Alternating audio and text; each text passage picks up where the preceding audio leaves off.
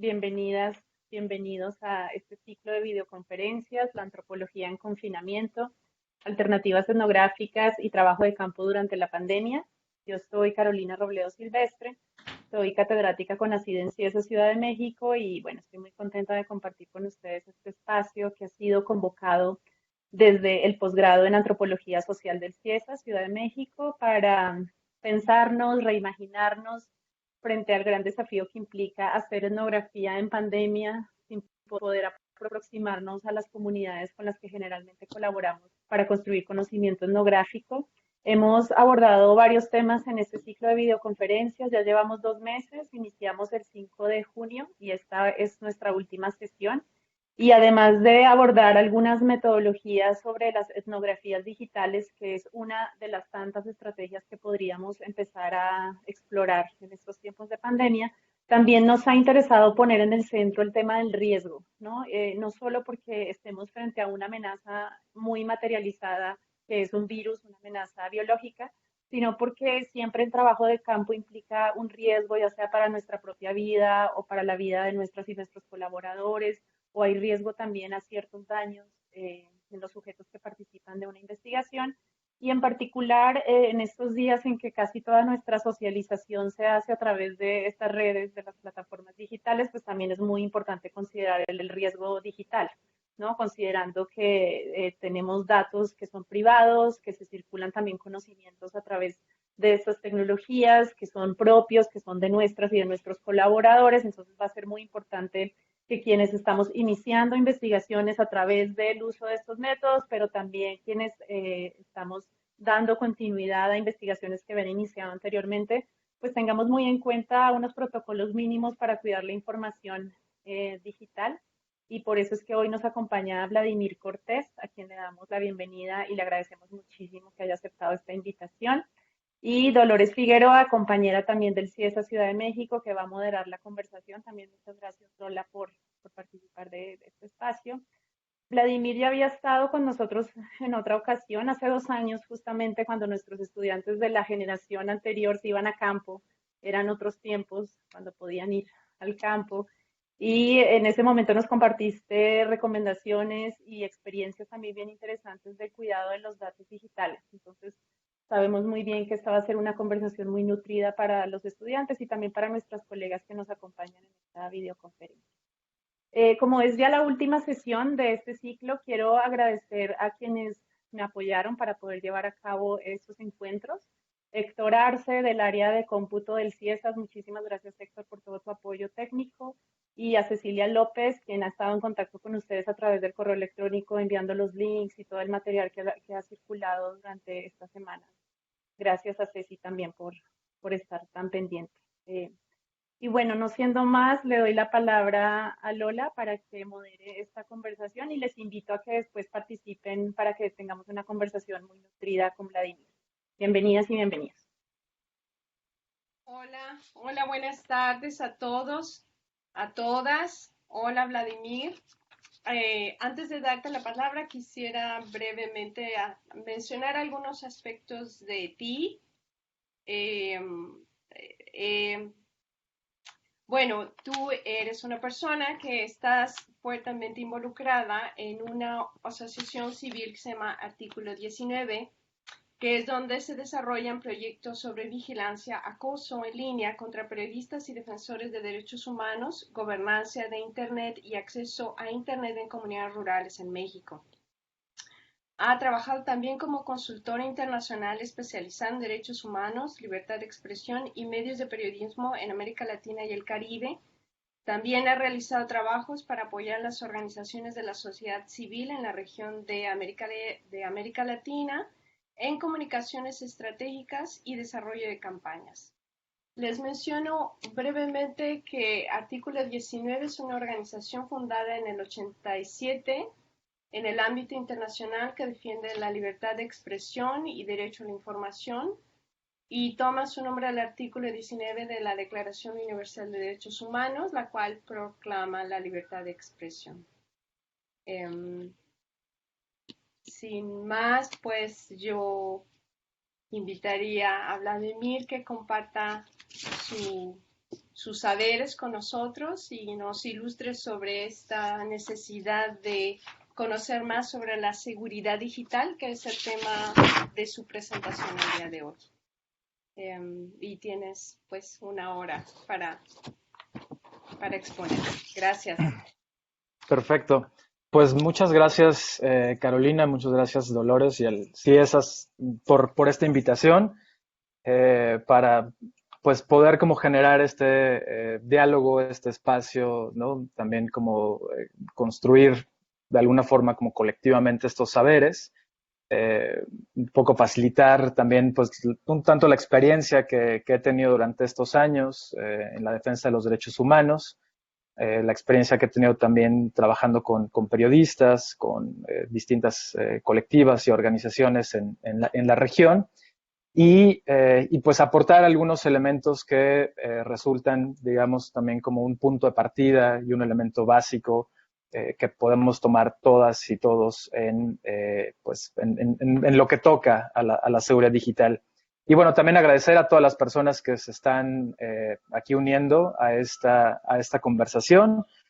Y bueno, pues ya justamente con lo que presentó Dolores, ¿no? Pues mucho del trabajo que hacemos en Artículo 19 tiene que ver con la defensa y la promoción de la libertad de expresión.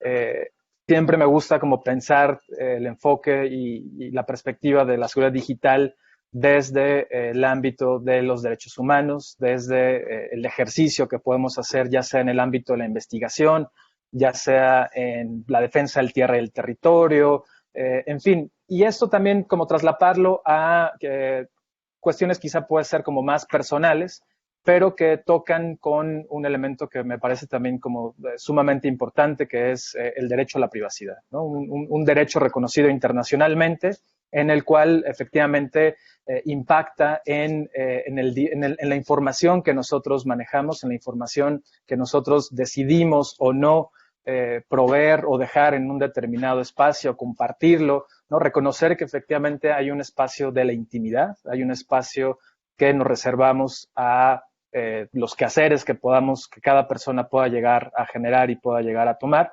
Y de ahí es mucho decir, bueno, pues qué tanto estoy justamente como dispuesto a, en un contexto de riesgos, en un contexto de pues amenazas al trabajo que podemos como realizar, pues generar estas capas y estos niveles de protección, ¿no? Que pues resultan también fundamentales en un contexto como el que tenemos en México, ¿no? Donde pues efectivamente existen, ¿no? Distintos niveles en los cuales y distintos riesgos, tanto por el trabajo que podamos hacer de investigación como por trabajo periodístico y otros más.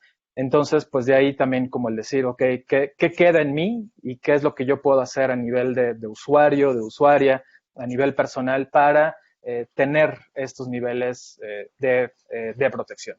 Y bueno, antes de iniciar, me gustaría pues también poder escucharles a ustedes, ¿no? Cuando hablamos y cuando decimos seguridad digital, ¿qué es lo que para ustedes, qué es lo que para quienes están ahorita aquí con nosotros les suena? ¿O qué es esto o qué podría ser, o con qué se come esto de la seguridad digital? Y pues no sé si alguien quiera tomar la palabra y pues digo, no hay una definición concreta ni hay como algo, una respuesta única, sino que pues es algo que justamente se va construyendo. Y pues antes de arrancar ya formalmente, me gustaría también poder escucharles.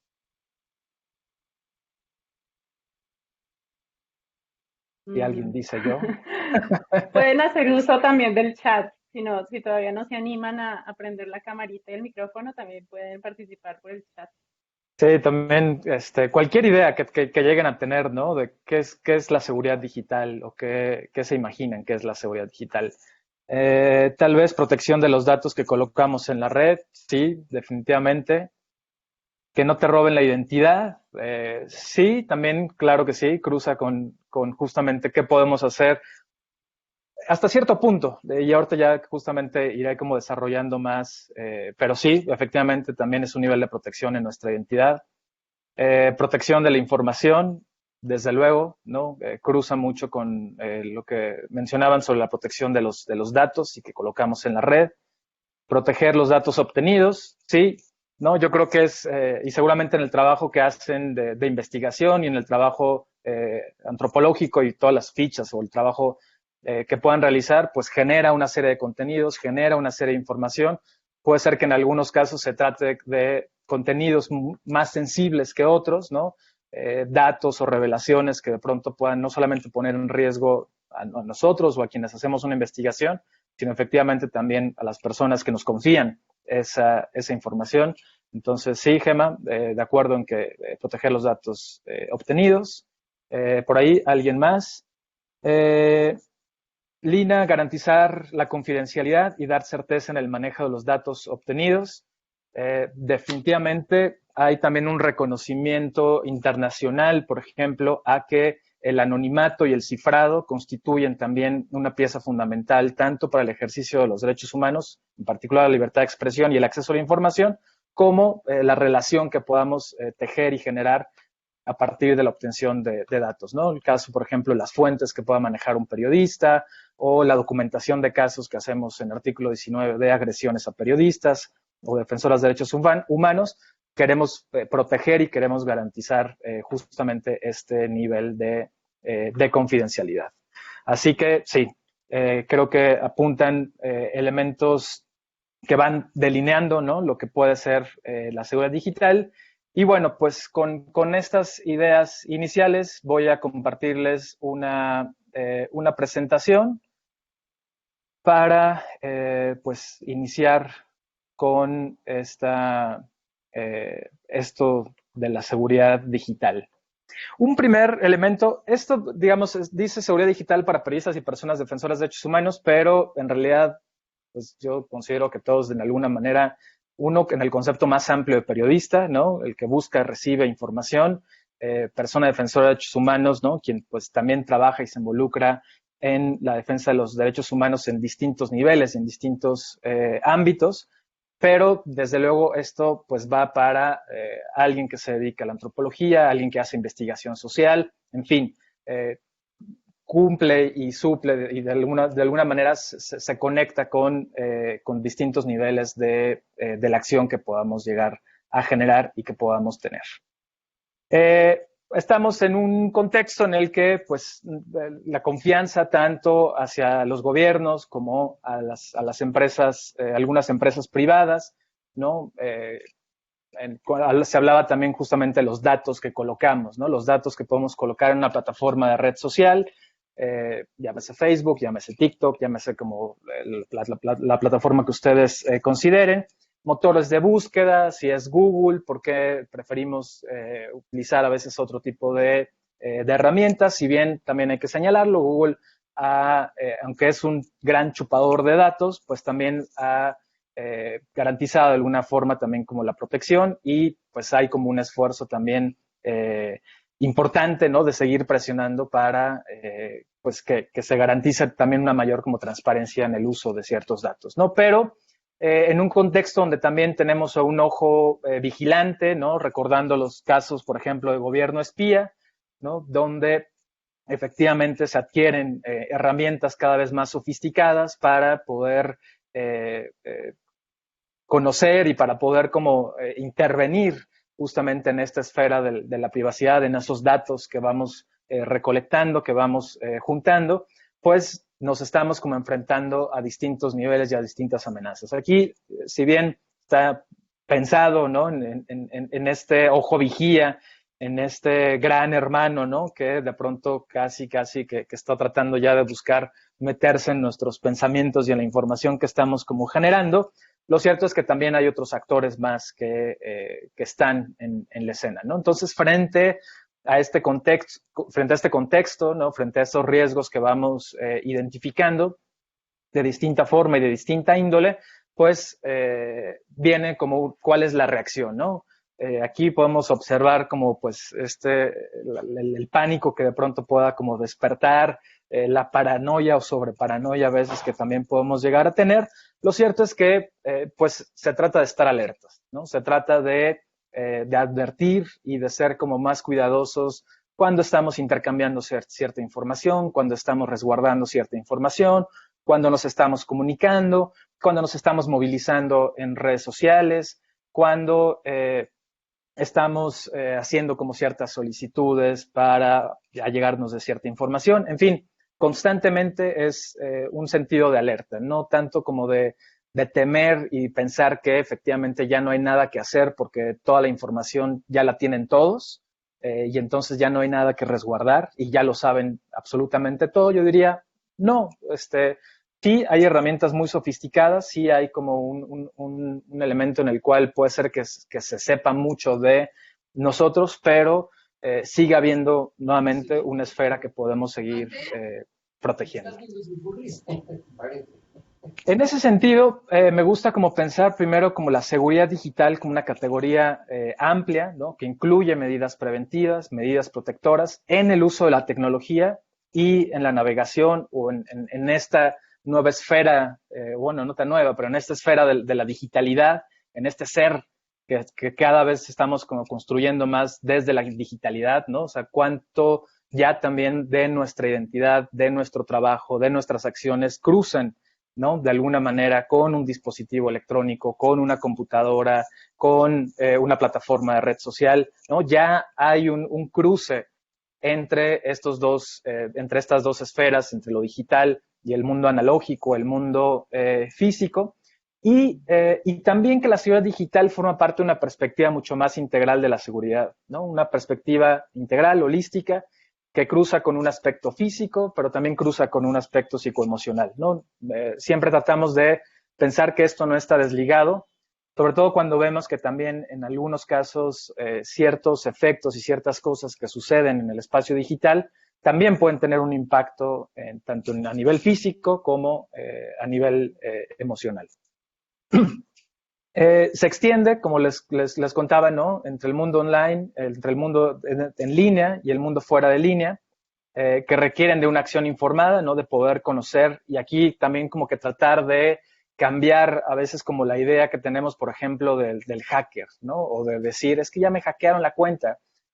El término, el concepto hacker de pronto ha tenido como una connotación muy, muy negativa, pero finalmente es una acción informada, es alguien que busca desentrañar, que busca conocer el funcionamiento, la operación en este caso, de la parte digital, ¿no? Para poder intervenir y para poder hacer algo, ¿no? Para poder generar ya sea un cambio en un sentido positivo o un cambio que pues pueda derivar en estafas o en algo, ¿no? O sea, no como quitar de pronto un poco este estigma tan pesado que hay sobre el hacker o quien hackea, y referirnos también como acciones mucho más concretas, ¿no? ¿Qué fue lo que sucedió? Le intervinieron la cuenta.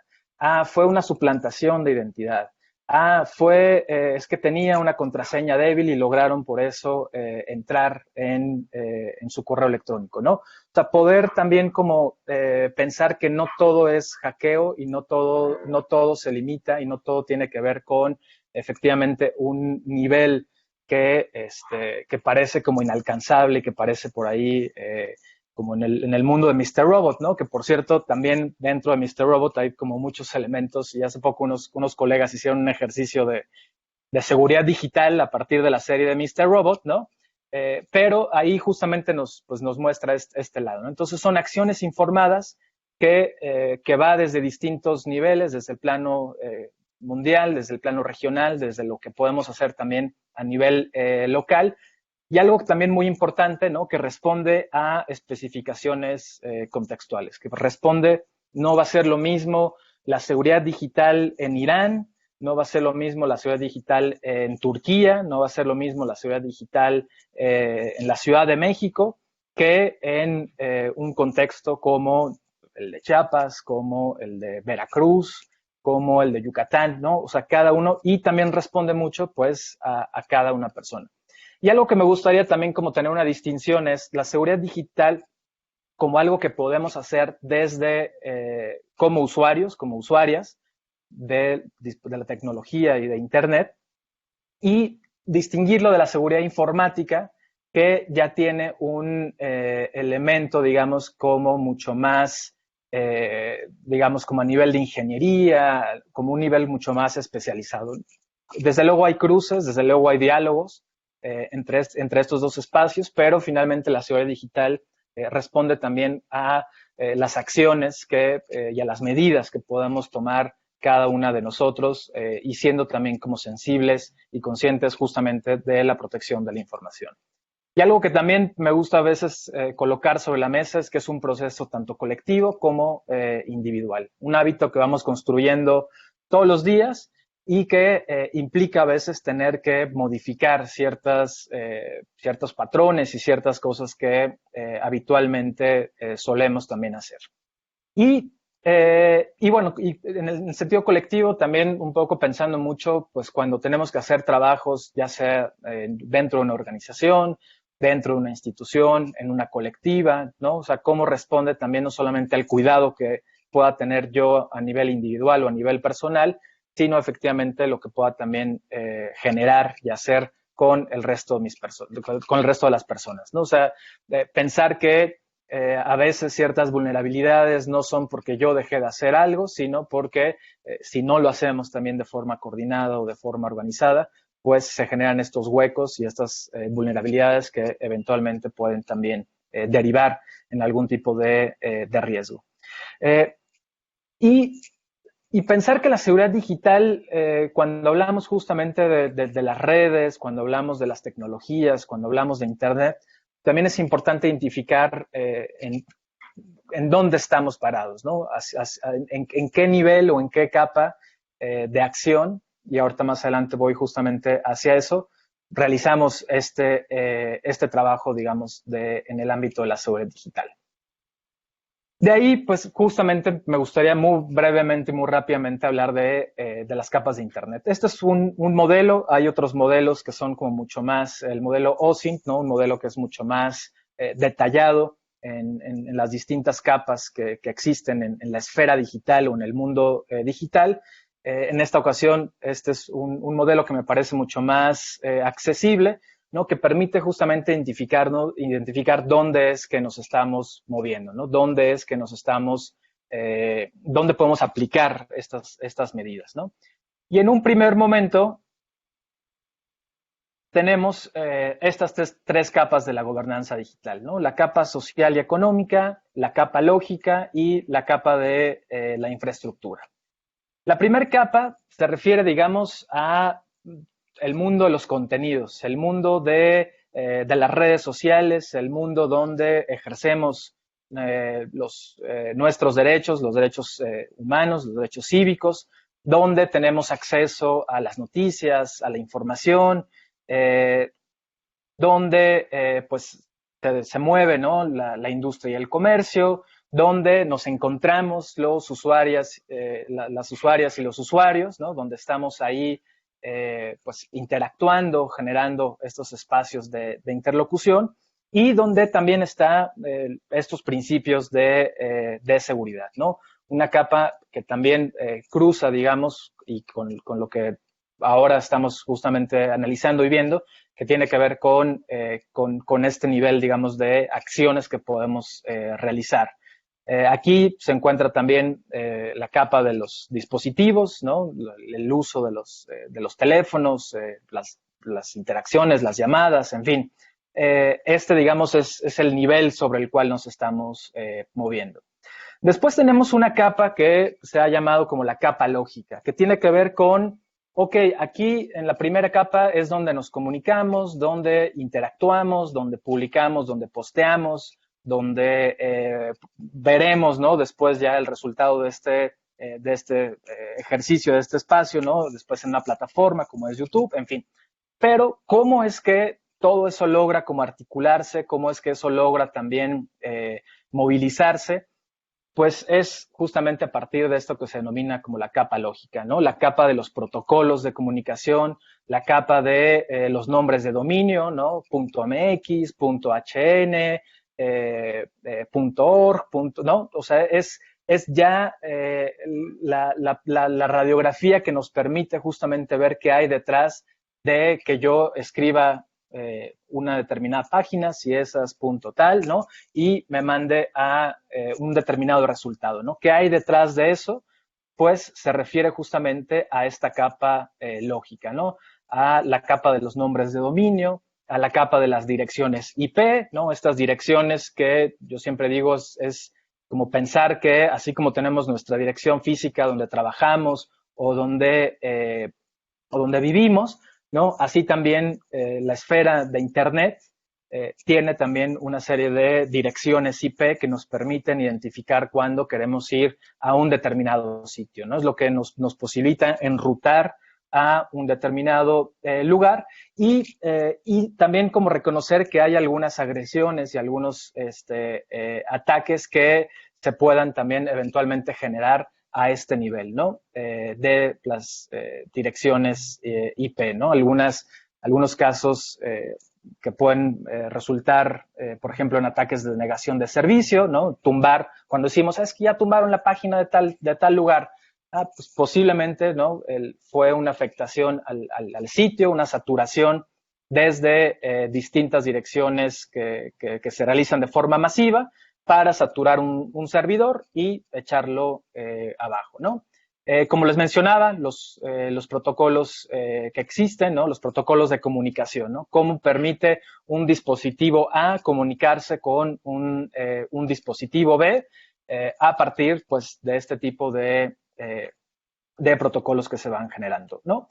Y finalmente, la capa de la infraestructura, que básicamente son los cables, los fierros, las antenas, todo. No sé si han tenido en algún momento oportunidad, ahora otra vez olvidé poner este mapa, ¿no?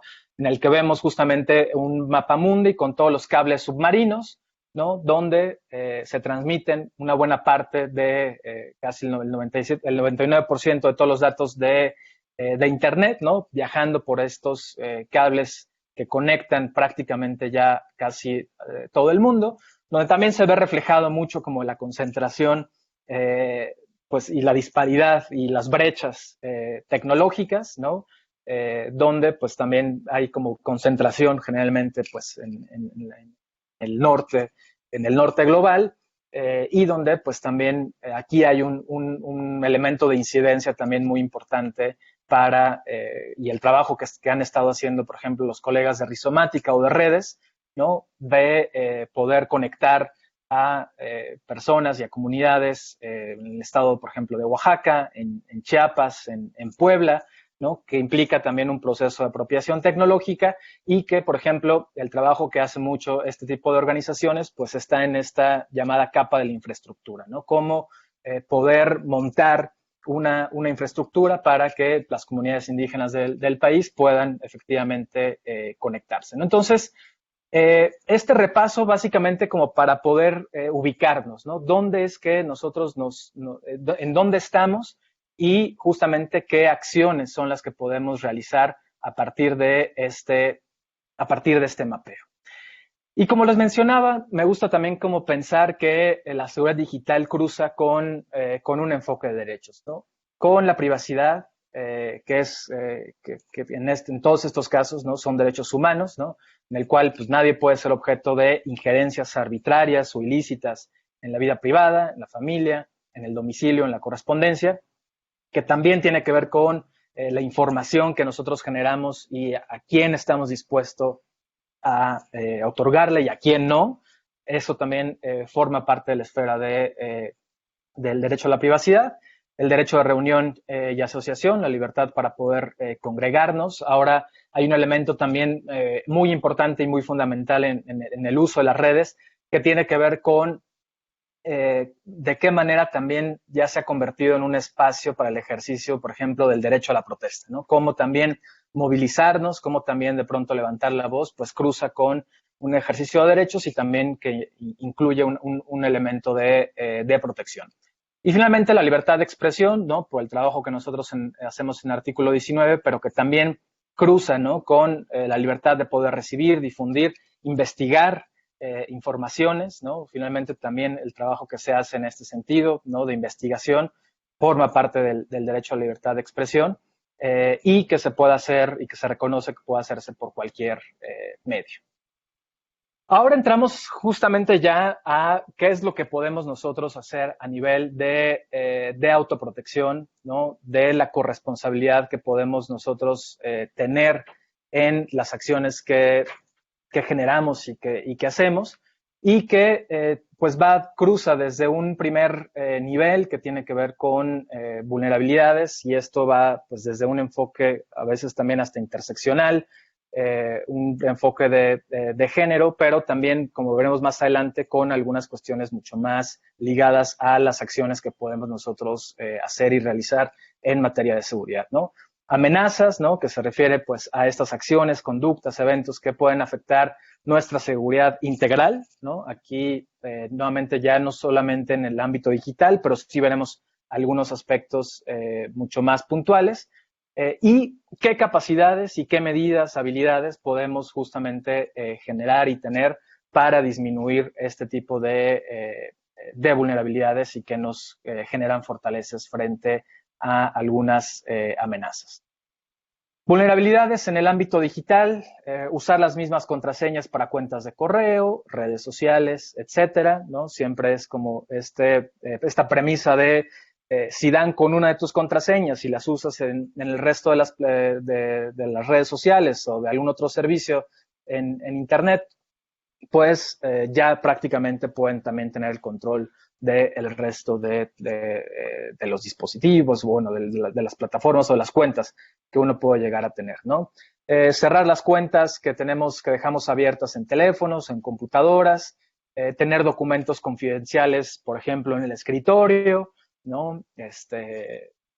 ¿No? Ciertas como prácticas que de pronto, pues, no tenemos como la confianza de que, bueno, nadie va a revisar o cualquier cosa, y entonces decidimos dejar también como información en el escritorio, ¿no?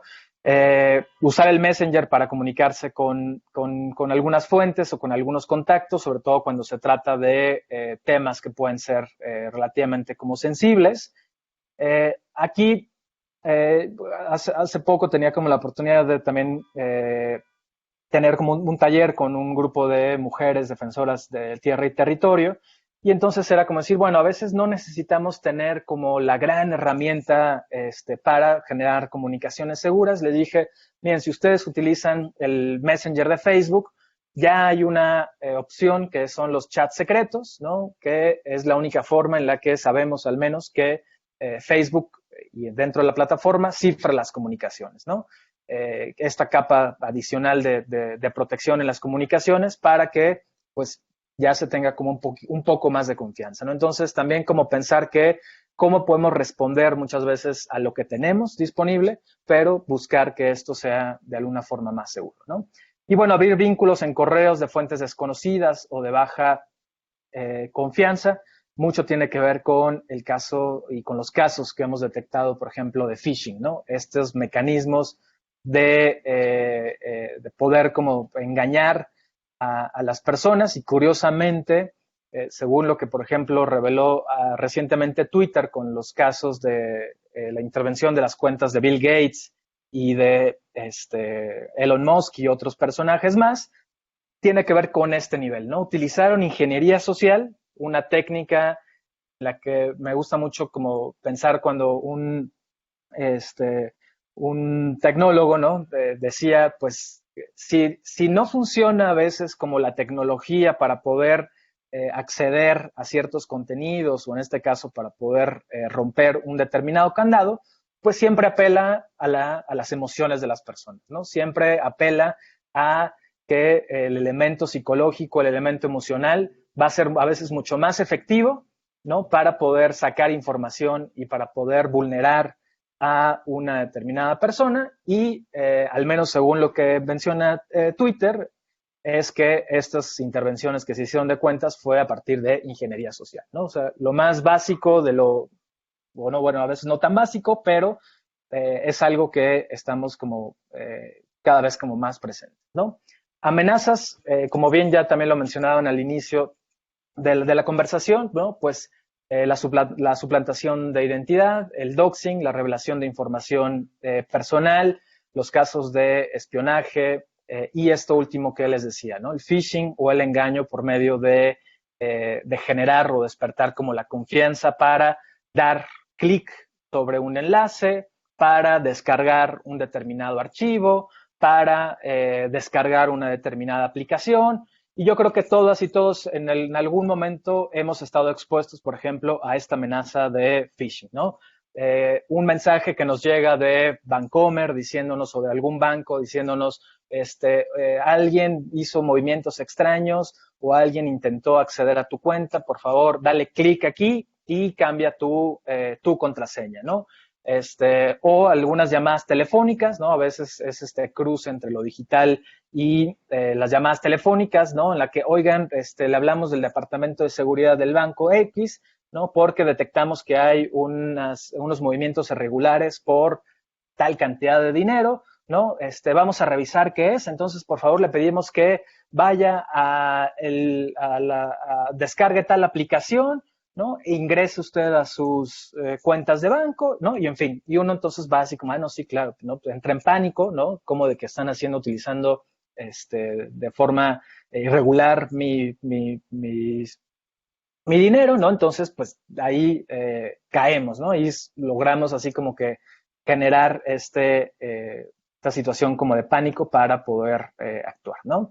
Como les comentaba, ¿no? El phishing, este es un caso de un periodista que recibió estos mensajes, ¿no? Súper personalizados, ¿no? Hola, el nombre y el apellido del periodista.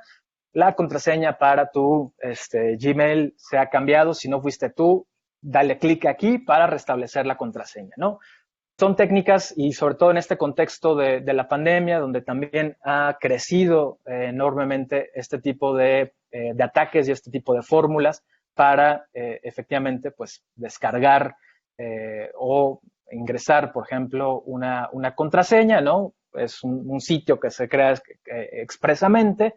Y pues aquí es donde también justamente digo, ¿no? Pues siempre estar alertas, ¿no? Uno, y es algo que también ya se ha estado reiterando, ¿no? Ninguna plataforma de red social te va a pedir que restablezcas tu contraseña, ¿no? Te va a mandar algún otro tipo de alerta, te va a mandar algún otro tipo de señal, pero no al punto en el que tengas que dar clic para restablecer contraseñas.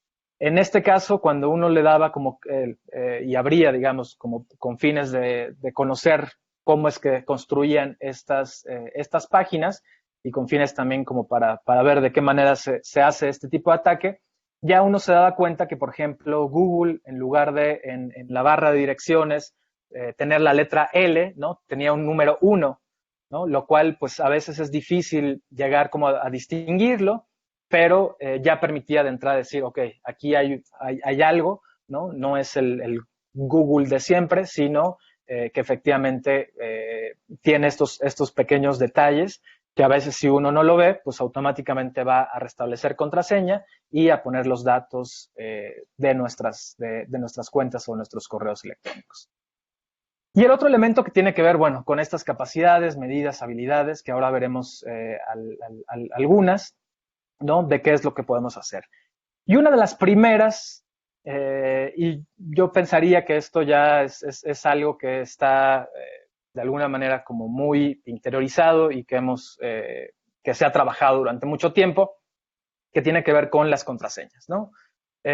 Una contraseña que ya ahora pasamos y transitamos de las contraseñas que nos decían, no, tiene que ser 8 caracteres y ponle 8JKLMN, ¿no? Signo de admiración, diagonal, ¿no? Son unas contraseñas que son imposibles de recordar, que no tenemos como ni la forma de poder tenerlas como presentes. Y ahora entonces estamos hablando en inglés, ya no se usa, por ejemplo, la expresión password, ahora es passphrase, ¿no? Ahora lo que tenemos claro es que la fortaleza que nos va a dar una contraseña ya no va a ser esta combinación medio caótica de mayúsculas, minúsculas, números y símbolos, sino ahora lo que nos va a dar la fortaleza en una contraseña va a ser la extensión. Entre más larga sea una contraseña, así sea los pollitos dicen, pío pío, es mucho más segura que una contraseña que sea JKR35 diagonal 66 asterisco, ¿no?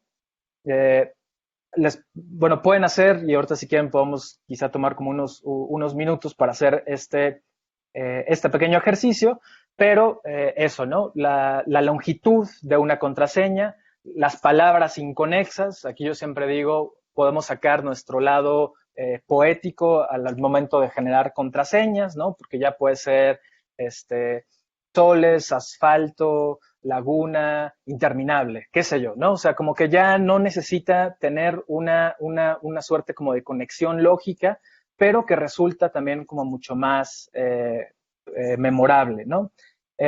Y es recomendable, ¿no? Incluir ya ahí sí números, mayúsculas y símbolos, o nuevamente pensar que es la extensión. A veces también hay que tomar en cuenta que dependiendo de la plataforma que utilicemos, nos permite o no, por ejemplo, utilizar signos, ¿no? Ahí es nuevamente decir, bueno, si no puedo utilizar signos, ¿no? Al menos incluyo mayúsculas, minúsculas, unos números y sobre todo, pues, la extensión. ¿Y cómo podemos efectivamente como validar la fortaleza que podamos como llegar a tener en una de estas, en nuestras contraseñas? Hay un sitio que se llama How Secure is My Password, qué tan seguro es mi password, ¿no? En el cual me permite justamente hacer este ejercicio, ¿no?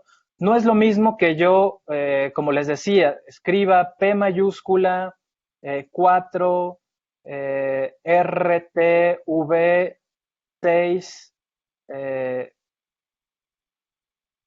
6 OL y signo de pesos, ¿no? Y aunque sean 2, 4, 6, 8, 9 caracteres, es una contraseña que en 3 semanas ya podría una computadora, ¿no? Un ataque de fuerza bruta, que el ataque de fuerza bruta es utilizar un montón, digamos, como de diccionarios que ya se han compilado a lo largo del tiempo, de un montón de contraseñas y básicamente adivinar y dar con ella, ¿no?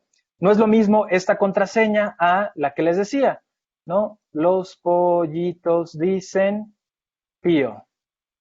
300 trillones de años que le tomaría a una computadora poder dar con esta contraseña, ¿no? Entonces aquí refuerza este principio en el cual ya cuando pensemos en generar una contraseña para cualquier nivel, ya sea que lo hagamos en nuestros correos electrónicos, en nuestro sitio o nuestra página de Facebook, o bien que usemos una contraseña para resguardar información que consideramos y que creemos que es importante mantenerla, ¿no? Ahora ya tenemos que pensar en una contraseña larga, ¿no?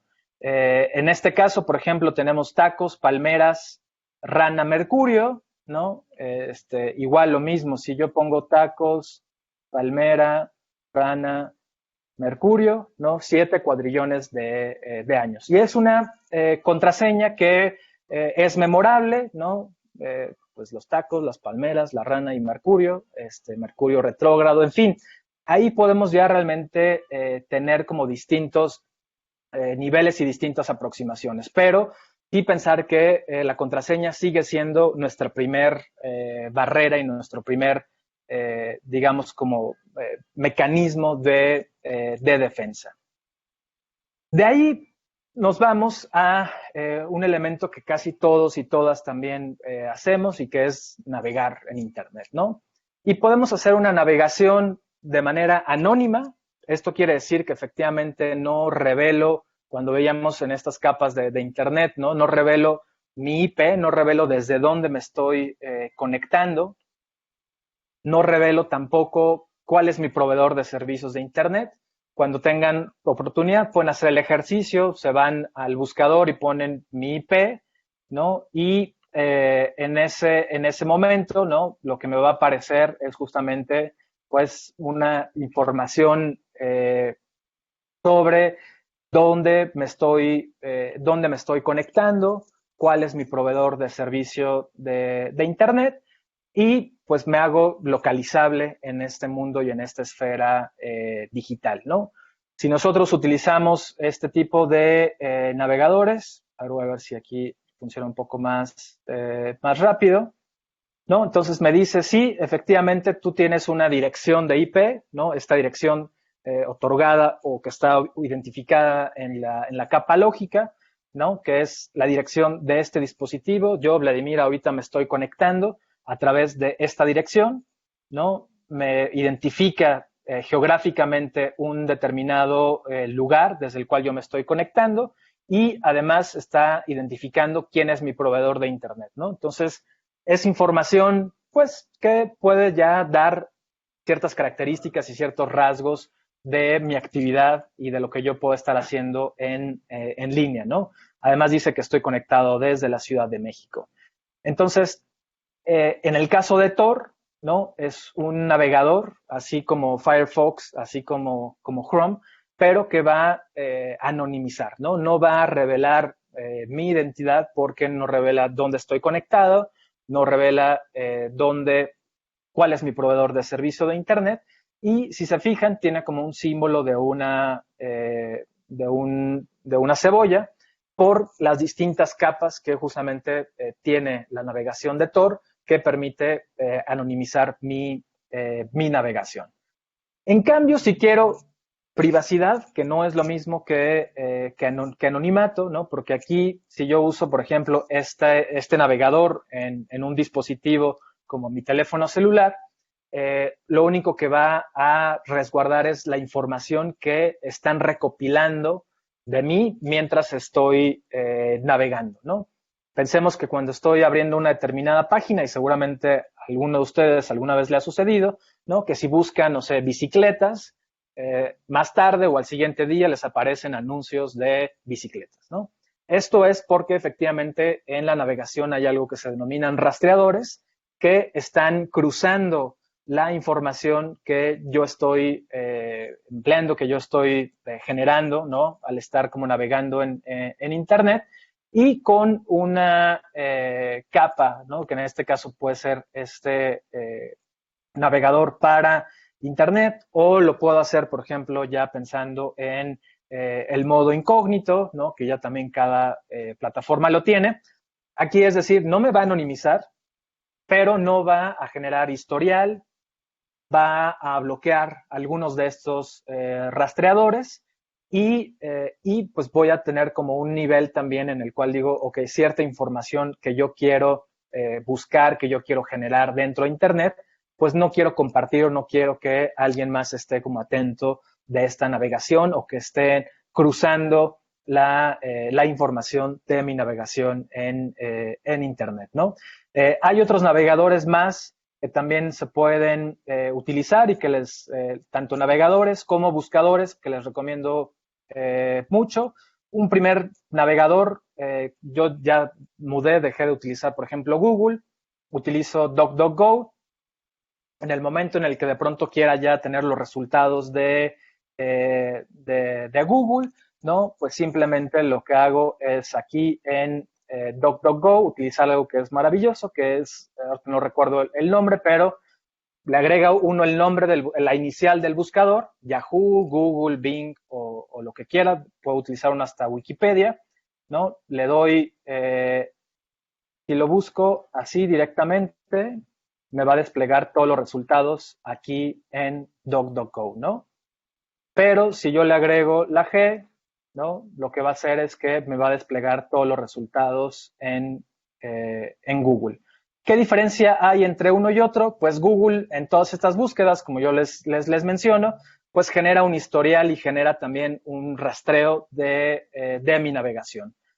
Si yo quiero pues que no se genere este rastreo de lo que estoy navegando en Internet, puedo utilizar este navegador, puedo utilizar uno que ahora he estado yo probando, se llama Quant, ¿no? Que también tiene un principio, ¿no? De resguardo y de cuidado de la privacidad, ¿no?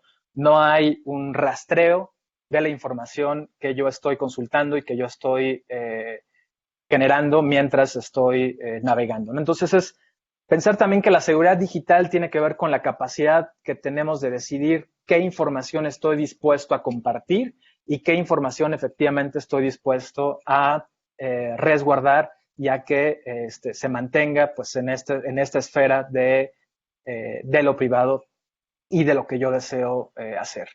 Al mismo tiempo, podemos integrar dentro de nuestros navegadores, por ejemplo, algunas extensiones. Les recomiendo una de la cual yo soy particularmente muy partidario y desarrolla una organización aliada, que es la Electronic Frontier Foundation, que se llama Privacy Badger. No me acuerdo cómo es en español Badger, si es como un tejón o algo por el estilo, ¿no? Pero justamente también lo que hace es resguardar mi privacidad y la navegación de mi privacidad. Y entonces dice, efectivamente, y aquí es una manera de comprobar, ¿no? No hay nadie que en este momento esté rastreando tu navegación. Pero, por ejemplo, si voy, y casi siempre, no sé, en una página de algún medio, pero bueno, ahí también hay unos puntos a favor y en contra, pero digamos como esta página o alguna otra página, si yo entro aquí a consultar este sitio, ¿no? Uno me va a aparecer aquí luego una señal del país diciéndome, oye, tienes activado un bloqueador de anuncios, ¿no? Desactívalo para poder ver determinados contenidos. Pero solo para que puedan como justamente observar, ¿no? Lo que les digo, ¿no? De los rastreadores. Aquí, en este sitio, hay alrededor de 23 rastreadores, ¿no? Que están colectando esta información y que yo tengo pues esta posibilidad de utilizar este tipo de extensiones para bloquearlos. Otra extensión que es muy recomendable es HTTPS Everywhere. Perdón, Vladimir, ¿dónde ves Sí. que hay 23 rastreándote? Eso no. Perdón, ¿esto lo están viendo en la página del país? Sí. Sí. Ok, aquí del lado derecho, si yo le doy clic, todos estos que están aquí señalados como acddn.adnx.com, este que está por aquí, dpmdemdex.net, Google Ads, que generalmente es también quien está dentro de las mismas páginas, Facebook también seguramente, y eso también, no sé si hace poco salió también una información al respecto, ¿no? Facebook no solamente rastrea nuestro comportamiento dentro de la plataforma, sino que también lo puede hacer fuera de la plataforma, ¿no? Entonces, aquí, por ejemplo, hay un rastreador de Facebook, hay otro rastreador de Google, en fin, hay un montón, No o sea, lo estamos viendo. ¿no lo están viendo? Eso que estás diciendo. No, o sea, yo veo aquí en la pantalla 23, veo el numerito 23, Pero pero no ven donde aparece los... Google, no. Ok, déjenme ver si logro poder como mostrarles esto porque, a ver, voy a compartir todo a ver si logra ahí verse. ¿Ahora lo logran ver? Sí. Perfecto. Sí, ahora Perdón, sí ya lo es que vemos. no- Sí, ya lo vemos, perfecto. Gracias.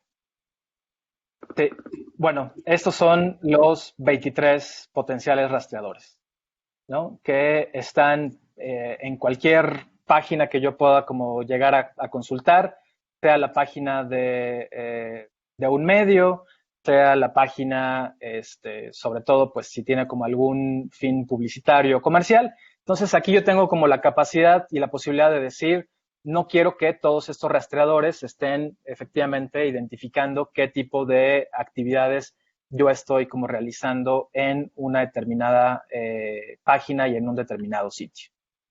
La otra extensión que también dentro de la navegación es algo que nosotros recomendamos ampliamente, se llama HTTPS Everywhere o una capa, digamos, adicional que siempre lo vamos a ver en un sitio por este candadito que está aquí. Este candadito lo que quiere decir es que el tráfico entre mi computadora y el sitio va a cifrarse. ¿Qué es el cifrado? El cifrado es la posibilidad y la capacidad de poder distorsionar un determinado contenido o determinado mensaje. Ahora ya se hace de manera matemática, pero que tengo la posibilidad nuevamente de volver a recomponerlo para que sea legible y para que sea entendible, ¿no? Es una capa adicional de protección. Cuando decimos está cifrada la comunicación, esto quiere decir que sí, efectivamente yo me puedo como comunicar con alguien más y nos entendemos, pero si hubiera un tercer o una tercer persona que desea escuchar o que tiene como el interés de escuchar esta conversación, lo que estaría escuchando son mensajes distorsionados, ¿no? No estaría siendo legible o entendible para alguien externo. Entonces, lo que hace esta extensión es que hay muchos sitios y curiosamente varios de los sitios del gobierno de México, en algunas ocasiones no tienen este candadito o este cifrado y, bueno, en este caso sí, pero había, por ejemplo, creo que, no recuerdo si era de hecho hasta la página del SAT, no, también, bueno, por ahí había algunos sitios del gobierno que no tienen este candadito o este cifrado, y lo que hace la extensión es efectivamente forzar a que la comunicación entre mi computadora y el sitio se haga lo más seguro posible. Entonces, bueno, regreso nuevamente a esta. Voy a dejar de compartir toda mi pantalla. Voy nuevamente a ya la última parte de la presentación para también poder como abrir el espacio para la conversación. Entonces, bueno, estas son como algunas de estas herramientas, algunas de estas alternativas que podemos como llegar a tener. Y bueno, aquí están mis datos, ¿no? Si en algún momento alguien tiene dudas, preguntas o lo que sea, me pueden contactar a mi teléfono, me pueden encontrar en redes sociales, mi correo electrónico. Y por último, me gustaría también como compartirles, y es algo que todas y todos podemos realizar y hacer, son unos checklists, unas como autoevaluaciones, ¿no? Que nos pueden identificar justamente qué nivel de seguridad llegamos nosotros a tener, ¿no? En nuestros dispositivos o en nuestros equipos de cómputo, en nuestros teléfonos, dispositivos móviles o nuestros servicios en línea, ¿no? Entonces, por ejemplo, si yo le doy aquí clic a este checklist y ahorita en el chat les comparto este sitio, es una página que desarrollaron nuestros colegas de SocialTIC y nos permite justamente tener como estas evaluaciones, ¿no? Actualizaciones, ¿no? Un elemento también fundamental y básico en la seguridad digital son las actualizaciones. No dejen de actualizar tus dispositivos electrónicos. No, yo sé que a veces resulta engorroso, tardado, pero las actualizaciones corrigen también vulnerabilidades de seguridad que pueda haber en los teléfonos y que pueden ser utilizadas también para realizar algún tipo de ataque, ¿no? Borrar y eliminar pues archivos que no estemos utilizando, ¿no? Que estén ahí en nuestros dispositivos, pues es preferible también deshacernos de este tipo de archivos. Formatear también los dispositivos, ¿no? Eliminar también y darle como una restauración a nuestros, ya sea computadoras, ya sea teléfonos celulares. El bloqueo de la pantalla, ¿no? Es algo que también yo insisto muchísimo, y justamente un ejercicio que hacíamos con las defensoras era siempre pensemos que nuestros dispositivos, donde tenemos y almacenamos un montón de información, bien podemos utilizar la famosísima huella para poder desbloquear la información, pero también podemos utilizar y es recomendable que podamos poner y agregar una contraseña, ¿no? Podemos generar ya sea una contraseña con estas características que vimos al inicio. Lo importante es que nuestros dispositivos electrónicos nunca sean o preferiblemente no sean accesibles de primer momento. Lo mismo para nuestras computadoras que para nuestros celulares. Si en algún momento roban nuestro dispositivo, lo perdemos o cualquier cosa, tenemos una capa de protección, ¿no? Y difícilmente las personas pues van a poder, o sea, tendrían que restaurar el teléfono o hacer algo adicional, pero difícilmente si tenemos una protección que no sea el PIN, porque el PIN lo que suele hacer es que con la grasa de nuestras manos y nuestros dedos se puede ver muchas veces, perdón, no el PIN, el patrón, ¿no? Se puede ver justamente pues cómo es que uno hace el patrón y a veces también puede resultar más sencillo. A veces me preguntan qué tan seguro o no, qué tan recomendable es usar las huellas. Hay quienes dicen, y hace poco platicaba, hace unos meses con una analista forense, y me decía, mira, yo prefiero utilizar la huella, ¿no? Porque si estoy en un sitio en el que hay cámaras o alguien está observando cómo estoy tecleando una contraseña, pues puede, digo, a veces es un poco más complicado, pero identificar cuál es la contraseña que estoy tecleando y pues lo mejor es utilizar en ese caso, según él, el desbloqueo por huella. Este también es súper importante, la configuración de los dispositivos de tal forma que si se pierden, los pueda o rastrear o borrar remotamente, ya sea para iOS o para Android. Esto también está disponible. Recientemente iOS, el iPhone, ¿no? Ya lo hizo de tal manera que ya no necesita estar conectado a un sitio o tener conexión a Internet para poder eliminar la información que está ahí, ¿no? Entonces, en cualquiera de los dos casos es recomendable que puedan tener activada esta función. Una es encontrar mi iPhone y en el caso de Android es encontrar mi teléfono o algo similar. El cifrado de los dispositivos, tanto en Android como en iPhone. En iPhone ya por default está cifrado el teléfono. ¿Esto qué quiere decir? Que si yo conecto un iPhone a una computadora, ¿no? Si yo me encuentro un iPhone y la conecto, la única manera de poder tener acceso a la información que está ahí es tecleando el PIN numérico de 4 o de 6 dígitos. En el caso de un dispositivo Android, ya algunos y varios de los dispositivos y de las versiones, perdón, de Android, permiten encriptar o cifrar mi teléfono. Esto es prácticamente lo mismo. Si yo cifro este dispositivo, ¿no? Y alguien más lo pierdo, me lo roban o cualquiera de las dos opciones, ¿no? Si alguien quiere conectar el teléfono a su computadora y poder acceder a la información que está ahí, pues no lo va a poder hacer por esta capa de cifrado o esta distorsión que impide el acceso a la información. En fin, aquí hay como varios puntos que efectivamente pueden revisar, pueden hacer esta autoevaluación. Aquí mismo hay también recomendaciones adicionales.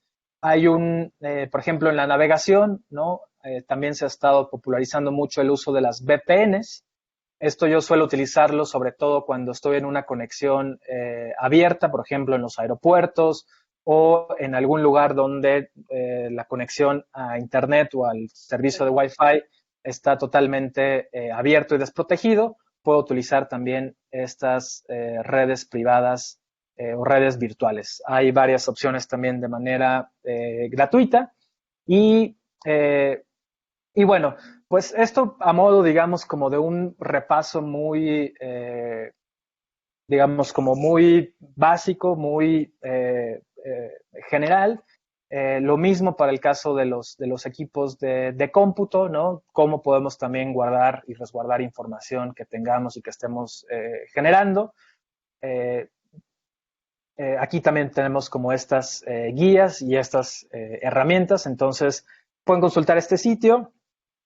También nuestros colegas de Electronic Frontier Foundation tienen este otro apartado que se llama Surveillance Self-Defense, que ya también lo tienen en español, y tienen también como un montón de tutoriales y guías que se pueden utilizar para poder pues, generar cada vez más estas capas de protección. Entonces, ahora también aprovecho para compartírselos en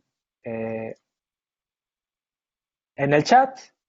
Este es el de los checklists el de EFF, en este caso el de Protégela, esta que es bastante divertida, que se llama How Secure is My Password. Aquí también cuando hablamos de contraseñas, y ya para ir ahora sí cerrando, hay también un sitio que I've been found, aquí está. Eh, ¿Por qué se recomienda también cambiar las contraseñas con cierta frecuencia? Cada 3 meses, cada 6 meses, es como el promedio, porque existen filtraciones a veces masivas de millones de cuentas y de contraseñas. Entonces, a veces el por qué me hackearon o el por qué intervinieron, perdón, una de mis cuentas, puede ser porque efectivamente aparezca el correo electrónico y alguna de estas contraseñas en una de estas filtraciones masivas que se han hecho. Entonces, por ejemplo, yo suelo utilizar, ya realmente casi no lo hago, pero Yahoo tuvo justamente uno de estos grandes filtraciones, pero también si asocian alguna de su cuenta de Gmail a alguno de estos servicios, puede ser que aparezca aquí, ¿no? Y entonces dice, cuidado porque ha habido 3 grandes filtraciones de información, LinkedIn, Dropbox y donde pues se han comprometido o donde aparece este correo electrónico asociado a alguna posible contraseña. Entonces, si yo no hubiera cambiado mi contraseña desde el 2016 o desde el 2012, pues posiblemente alguien que sepa esto, pues tiene también la posibilidad de poder rastrear dónde están estas bases de datos con los cientos de usuarios y de contraseñas y dar con esta información, ¿no? Esto es un ejemplo de por qué y un poco reforzar por qué efectivamente es importante hacer estos cambios constantes de nuestras contraseñas. Y ya para concluir, recordar que también el respaldo es uno de los elementos básicos para la seguridad digital. Y siempre hemos estado como en esa situación en la cual de pronto no algo sucede, perdemos, ya no funciona la computadora, o algún robo o alguna pérdida, y de pronto ¿qué hacemos con ese último archivo que estuvimos trabajando? ¿Qué hacemos con todos los documentos que teníamos guardados? Pues efectivamente los respaldos también es una acción y una medida preventiva que podemos hacer en seguridad digital para evitar para poder recuperar, perdón, más fácilmente los archivos que pues en algún momento se hayan perdido o se hayan robado o algo haya sucedido con esta información. Entonces, pues bueno, hasta aquí igual yo ahora como me detengo un poquito para ver si hay alguna duda como más puntual.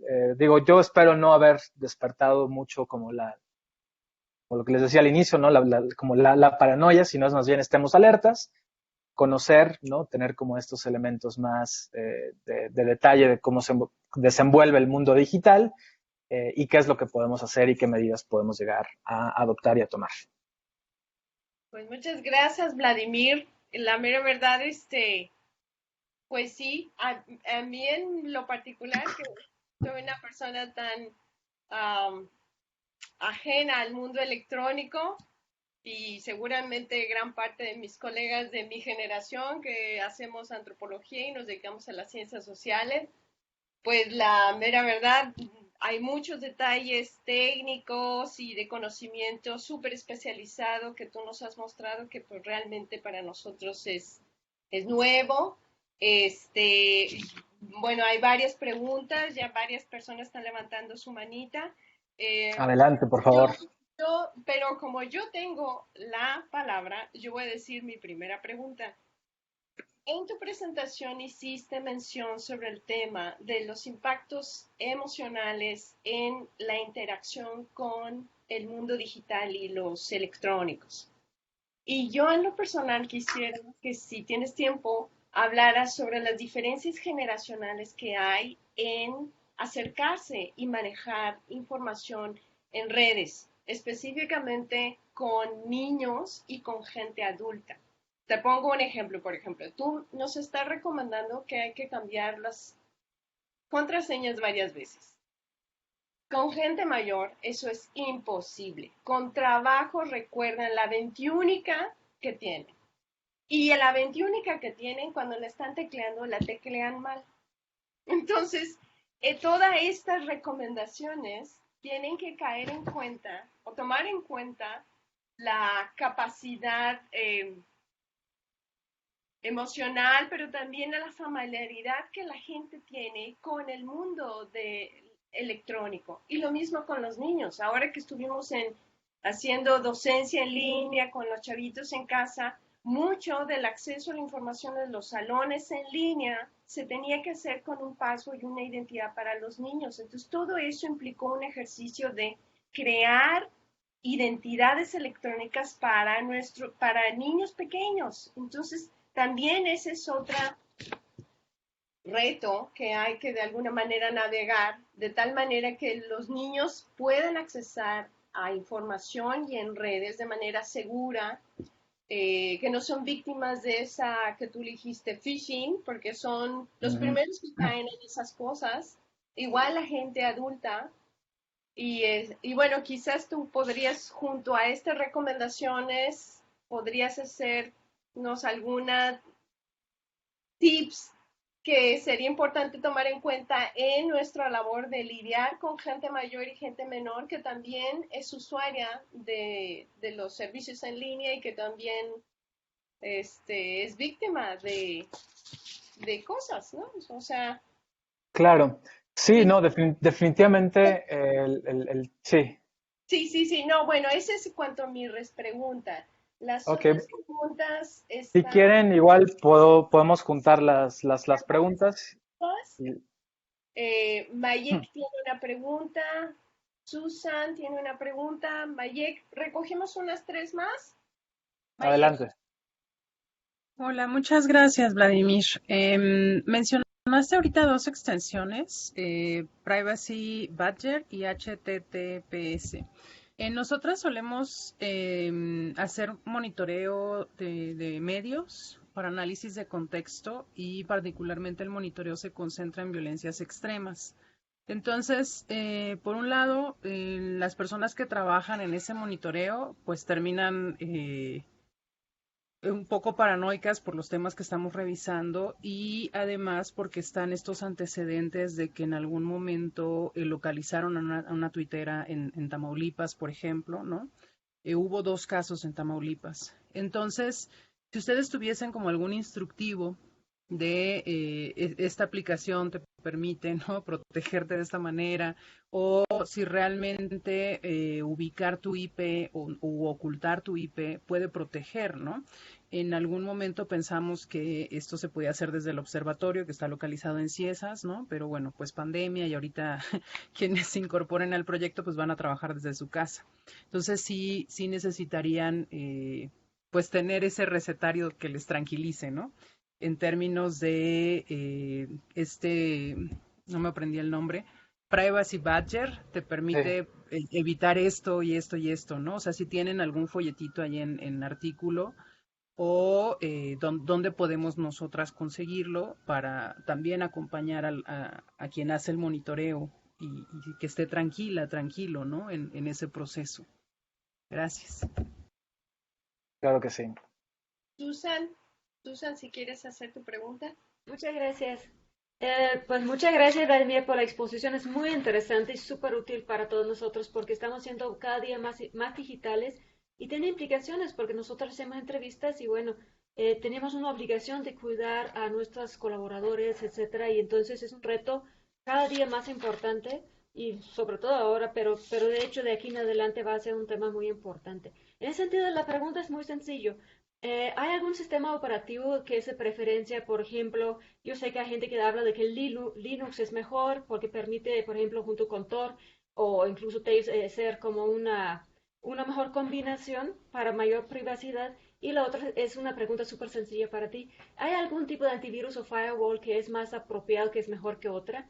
¿Qué nos puedes recomendar en ese sentido? Nada más. Buenísimo. A ver, Sofía. Sofía, si Hola puedes. Vladimir, gracias. Gracias por Hola, Sofía. 500. Hola. Quería preguntarte dos cosas. Bueno, en realidad son tres. O sea, la primera es si puedes como hablarnos un poco más como de estos mitos que están detrás del acceso a las IPs y la geolocalización en redes sociales, como justo lo que dijo la compañera en Twitter, en Facebook y etcétera, etcétera. O sea, por ejemplo, creo que también TikTok últimamente ha tenido como algunos casos así como raros, según, no sé si sea como mitos o si realmente sea un hecho. La otra es que si también, bueno, si te da tiempo, o sea, como hablar un poco como de otro tipo de datos biométricos que han estado pidiendo aplicaciones de bancos y pues cómo esto se relaciona con la privacidad, porque creo que estas cosas son como muy recientes también. Y la otra, si tienes como algún consejo sobre el uso de algún tipo de correo cifrado. Ya, gracias.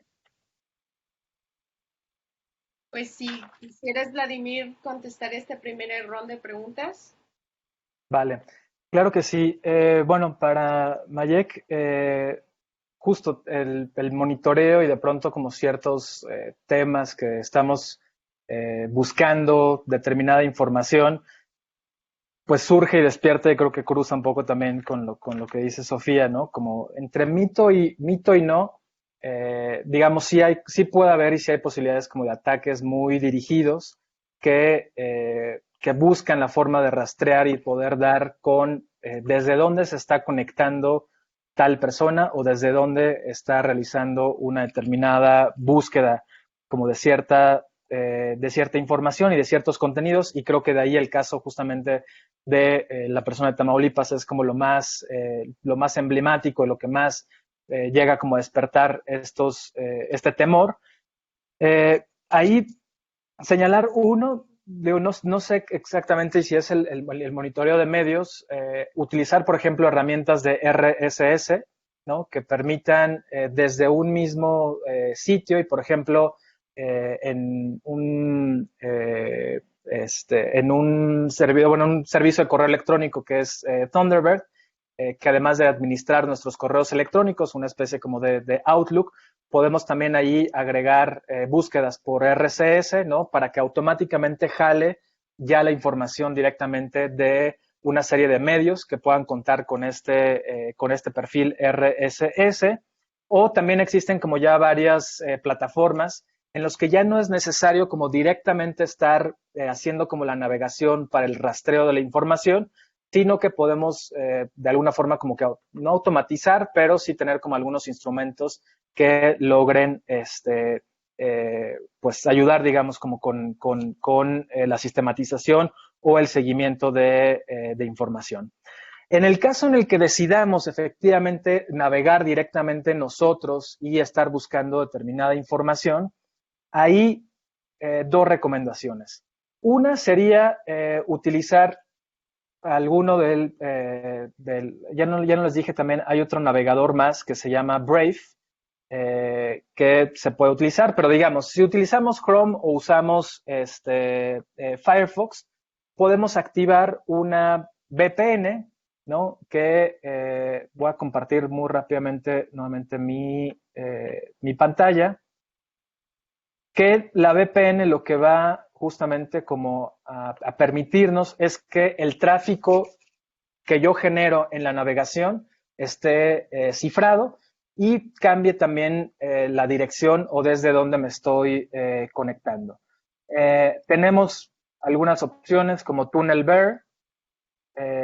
Tenemos otra que es esta que está por aquí, ¿no? Nos da también un determinado consumo y tenemos esta confianza en el cual activo yo la VPN y entonces todo el tráfico que se está generando entre mi dispositivo con una página en la que estoy descargando cierta información o estoy realizando como un monitoreo de medios y demás, activo esta VPN y entonces todo el tráfico va a estar encriptado, todo el tráfico va a estar cifrado y ya no me va a geolocalizar en un determinado sitio, en este caso puede ser la Ciudad de México o desde donde se estén conectando, sino me va a decir que estoy, no sé, en Estados Unidos, en Japón, en cualquier otra parte del mundo. Hay otra otra VPN que también ha estado funcionando bastante bien, que lo pueden utilizar tanto en computadoras como en teléfonos. Se llama RiseUp VPN.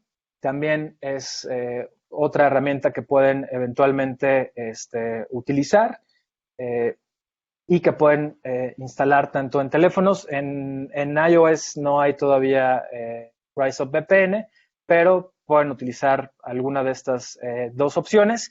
Y lo cierto es que ya cada vez están apareciendo muchas más VPNs, algunas que sí son de paga, pero también a veces vale la pena pagar, no sé, 500 pesos al año, ¿no? Y tener como pues este nivel o esta capa de protección para que efectivamente quienes estén haciendo una navegación pues tengan un poquito más o exista como mayor confianza de que efectivamente al menos un posible rastreo que se pueda hacer de esta navegación que yo estoy haciendo, pues no sea como tan accesible. Voy a revisar qué manual podrían utilizar. Lo cierto es que aquí en la página de Protégela tienen también como varias guías, algunas guías de navegación, ¿no? Están como estos seis hábitos que pueden como realizar, qué hacer frente a determinados ataques, cifrados de archivos y demás. Entonces, aquí pueden encontrar también como algunas de estas herramientas, ¿no? Para navegar de forma segura. Ya en el caso en el que realmente sientan que hay una investigación y algo como que quieren investigar de una forma como mucho más específica y mucho más particular, entonces sí les recomendaría que usaran Tor. Tor definitivamente es hasta ahora, ¿no? El navegador, ¿no? Que no va a ser una anonimización totalmente y de forma integral, pero sí va a ser mucho más robusta y va a ser mucho más sólida y mucho más fuerte que, por ejemplo, el utilizar una VPN, ¿no? Aquí ya dependerá, ¿no? Con lo cual se sientan también más confiadas, más cómodas, pero les puedo decir que ya sea una VPN, utilizar el navegador de Tor, o si es que ya lo están haciendo, pero también pueden como seguirlo ampliando, utilizar los canales RSS para que ya más bien jalen la información con ciertas categorías o ciertas palabras o ciertos códigos de palabras para que no sea como directamente el análisis, ¿no? Pero si no, puede ser estas opciones y aquí pueden también encontrar estas otras fórmulas.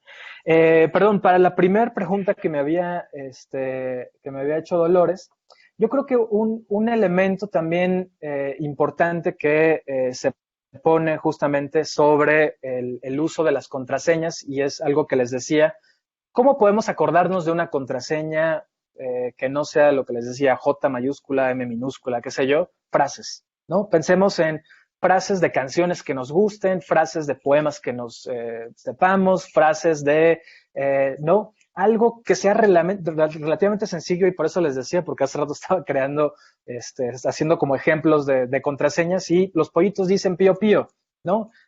Seguramente puede ser que alguien más ya haya creado los pollitos dicen pío pío, pero en lugar de utilizar doble L, utilizo Y, ¿no? En lugar de utilizar la O, lo cambio por un 0, ¿no? Entonces, yo creo que entre más también accesible pueda ser justamente que una contraseña no se vuelva algo tan rebuscado y algo tan complicado, sino que algo sencillo, ¿no? Me gusta bailar cha-cha-cha todas las noches. No sé, es algo que resulta fácil de recordar, que cumple con la característica de la extensión y que es como un primer paso, ¿no? Ya no estamos diciendo, utiliza un administrador de contraseñas. Ok, vas a usar solamente una contraseña, que al menos esa única contraseña sea una contraseña lo más segura y lo más robusta posible, ¿no? Yo creo que ahí es donde, con estos pequeños pasos, ¿no? Podemos justamente ir generando, pues, una apropiación como de estos hábitos que decía, ¿no? La seguridad digital al final tiene que ver mucho con ir construyendo y con ir generando y cambiando estos hábitos para pasar del gatito 66 a me gusta el cha-cha-cha y lo bailo todas las noches, ¿no? Que resulta como mucho más, hasta fácil, relativamente más sencillo también como de recordar, pero estamos garantizando un nivel de protección, ¿no? O sea, como que ya el pensar que una contraseña es una palabra, yo creo que ya es como pasar de eso y decir, pensemos en frases. Piensa en frases que te guste, un cuento, ¿no? O sea, algo que me gusta el chocolate y tal cosa, ¿no? Ahí ya podemos ir como encontrando estas pequeñas fórmulas para que alguien más grande, ¿no? Mi mamá, mi papá, tíos, tías y demás, ¿no? De pronto decirles, pues nada más necesitan acordarse quizá de una sola y de forma como más sencilla.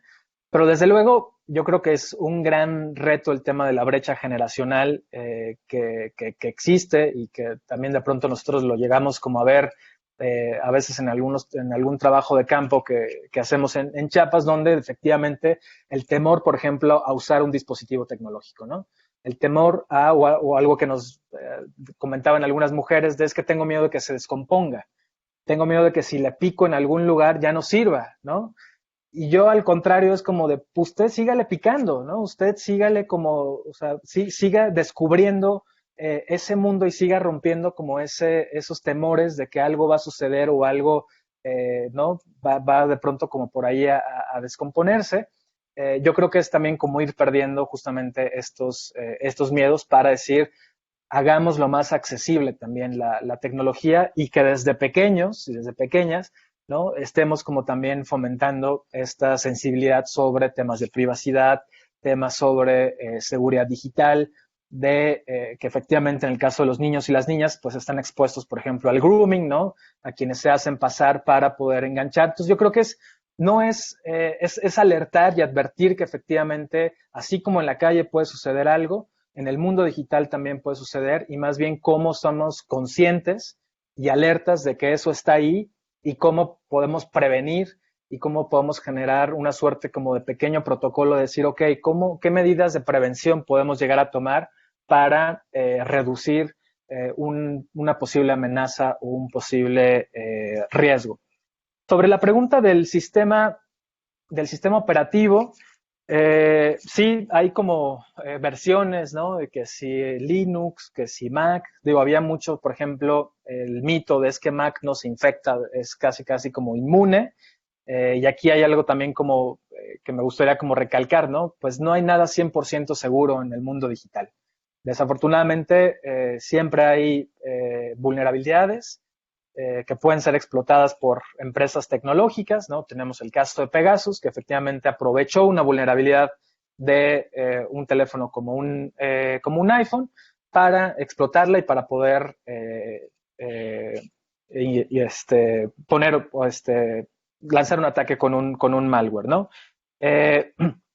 Por lo tanto, pues también depende mucho de cuáles son como las necesidades que tenemos, qué es lo que buscamos. Hasta ahora, uno de los sistemas operativos más robustos y más confiables en términos de seguridad es Tails.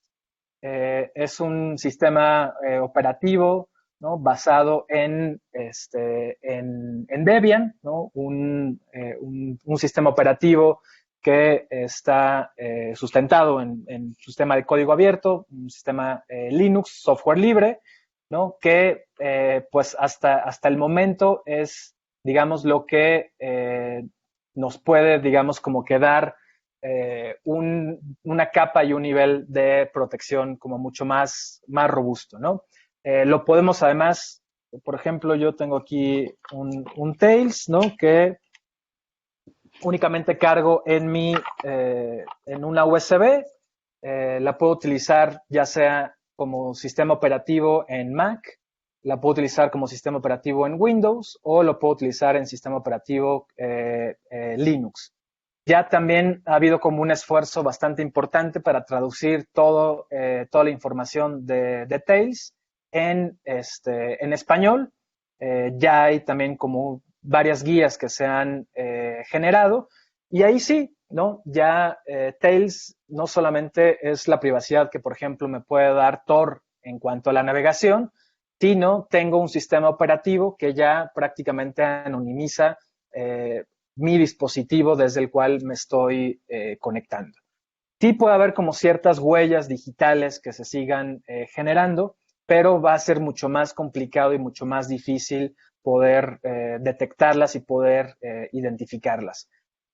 Siempre se suele como asociar mucho a Tails con Edward Snowden, ¿no? Porque fue efectivamente el sistema operativo que utilizó para poder tanto sacar la información o para poder transmitir la información de los casos de NSA, ¿no? Que pues hasta el momento es como la capa o una de las capas, ¿no? Existen también como algunos otros sistemas operativos, pero que también se han estado como desarrollando y generando entre periodistas, personas defensoras de derechos humanos, y que pues también, por ejemplo, recientemente en Artículo 19, con nuestros colegas de Tierra Común, pues estuvimos también como explorando y también como viendo pues de qué forma puede esto eventualmente utilizarse como un sistema operativo. Yo he llegado a usar Tails sobre todo en algunas computadoras que pues o me las prestan o que son computadoras a veces del café internet o computadoras de los hoteles, ¿no? Agarro Tails, lo pongo, lo activo y desde ahí hago, digamos, como lo que tengo que hacer, mandar correos o realizar alguna otra actividad. Sobre la pregunta que me hacían de los antivirus, aquí en esta página de Protégela, justamente tenemos las distintas herramientas, ¿no? Entonces, por ejemplo, si le ponemos en Firewall o en virus, aquí nos despliega un montón de opciones. Aquí yo les diría, prueben con la que mejor ustedes se sientan. Muchas de ellas comparten características muy similares, igual que en el caso de los antivirus. El que sí les recomendaría y que suelo también como utilizar con relativa frecuencia es este que se llama Malwarebytes.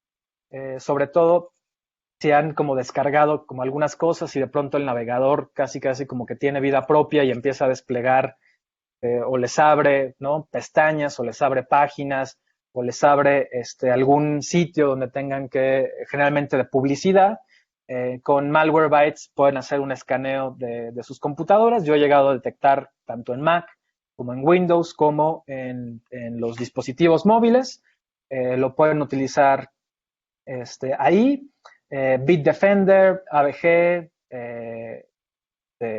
en distintos lugares lo pueden ustedes utilizar. Y aquí, digamos, tienen como un montón de estas herramientas. Por ejemplo, para la pregunta que me hacía Mayek, ¿no? De la navegación, aquí también tienen otras opciones de VPNs. Esta que les dije, la de TunnelBear. Además, son colegas que han estado también como apoyando a diferentes ONGs, NordVPN, en fin, hay como algunas opciones que también pueden ustedes utilizar. Y tanto para Mac como para Windows, ustedes ahí también pueden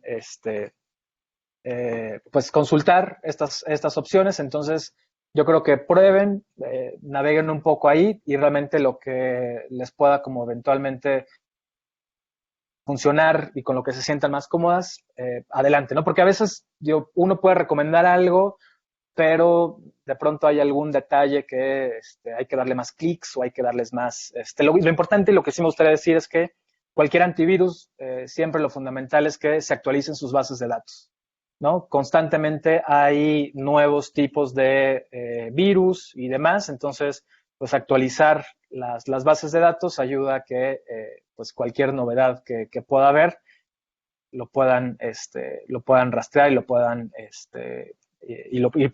pueda reaccionar de forma adecuada. Entonces, eso en cuanto antivirus.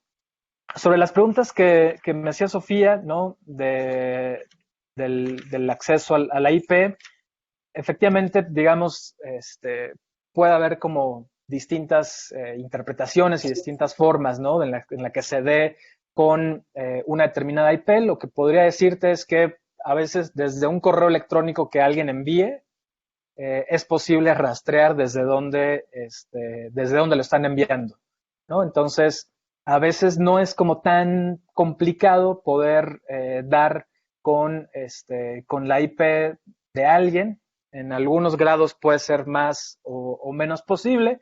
Alguna vez haciendo como unos ejercicios y juegos con un colega, él hacía rastreos de IPs en la conexión de WhatsApp, ¿no? Sin que uno le compartiera la ubicación desde la cual estaba, él, ¿no? Te decía, con que ahora estás aquí y te mandaba tu ubicación, ¿no? Entonces, a veces no es como algo tan sofisticado y tan complicado.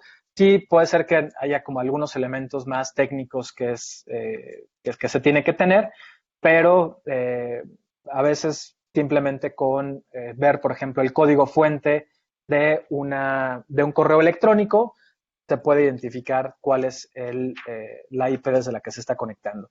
Y finalmente, sobre los datos biométricos de bancos, sí, recientemente ha habido como una discusión en el caso de la aplicación de Bancomer, ¿no? Que forzosamente le pedía a las personas que activaran el reconocimiento facial, sobre todo pues en los teléfonos que ya tienen esta tecnología, ¿no? Y el gran problema era como decir, oigan, ¿por qué Bancomer tiene que tener ahora mis datos biométricos, ¿no? O sea, ¿por qué? Y también tiene que ver con un tema de consentimiento, ¿no? Pues, o sea, sí estoy utilizando tus servicios, pero no por eso yo tengo que entregarte mis huellas o en este caso, mis datos biométricos. Y justo alguien ponía, pues tan fácil que podría eventualmente ser que el sistema de reconocimiento esté asociado al mismo dispositivo, ¿no? Que se guarde ahí, porque, por ejemplo, iPhone lo que hace es, tiene activado el reconocimiento facial, pero únicamente lo guarda en el dispositivo. No lo comparte ni con Apple, ni lo comparte con un tercero, ¿no? Entonces, aquí el gran problema era efectivamente, pues, los datos que estamos entregando. O, por ejemplo, que no es necesariamente con datos biométricos, pero las aplicaciones que surgieron ahora en el contexto de la pandemia, ¿no? Una aplicación, Corona App, o no recuerdo cuál es el nombre de la aplicación de coronavirus de aquí de México, en el cual es una aplicación con fines informativos y por qué necesita como tener acceso a mi geolocalización, por qué tiene que tener acceso a mis fotografías, por qué tiene que tener acceso a tantos datos, uno, sin saber exactamente como qué es lo que van a hacer con esa información y con esos datos, y dos, si es una aplicación que solamente me está brindando información, pues no necesito darle que tenga acceso a mi lista de contactos, por ejemplo, ¿no? O sea, son permisos que resultan totalmente innecesarios y que yo creo que sí pasa justamente por cuestionar qué datos estamos entregando y hasta dónde estamos dispuestos a efectivamente, pues que nuestra información la estemos como depositando en alguien más. Y por último, para el caso de cifrado de correo electrónico, digamos, está actualmente este proveedor de correos electrónicos que se llama Thunderbird, que antes lo estaba utilizando, estaba asociado con Mozilla, con el proyecto de Mozilla Firefox. Ya ahorita afortunadamente también está teniendo como un proceso más robusto y más fuerte para desarrollarse de forma, digamos, como autónoma.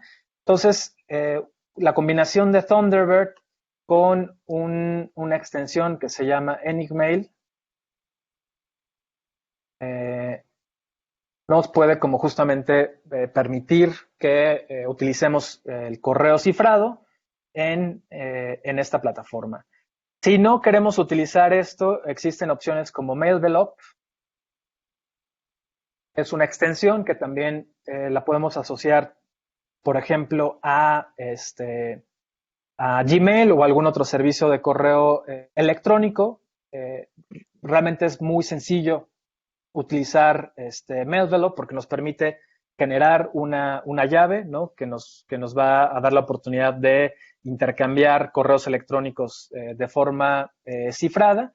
Entonces podemos utilizar esta herramienta que es mucho más sencilla, o si no, ya proveedores de correo correo electrónico cifrado, ya no necesita uno ni generar llaves ni algo mucho más específico. Uno de ellos es Tutanota y otro que se llama ProtonMail.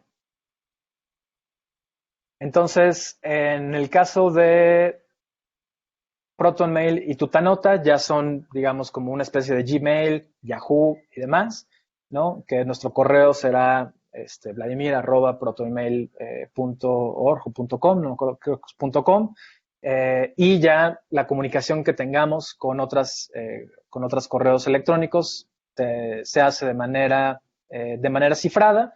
Podemos también, lo que hace en el caso de Tutanota es enviar ya directamente la llave del cifrado y uno pues hace como el intercambio de llaves con otros más. Mailvelope, una extensión que funciona prácticamente con varios ya de los navegadores, y Thunderbird, que es el Outlook, ¿no?, de código abierto, en donde podemos nosotros tener distintas cuentas de correo electrónico, y ahí lo único que tenemos que hacer es bajar esta extensión que se llama Enigmail y seguir los pasos para poder generar las contraseñas. Y bueno, pues eso creo que más o menos respondiendo a las preguntas. Y bueno, creo que Carolina también tenía alguna otra pregunta más. Si quedó algo por ahí suelto, pues también ahorita tenemos unos minutos más que podemos aprovechar.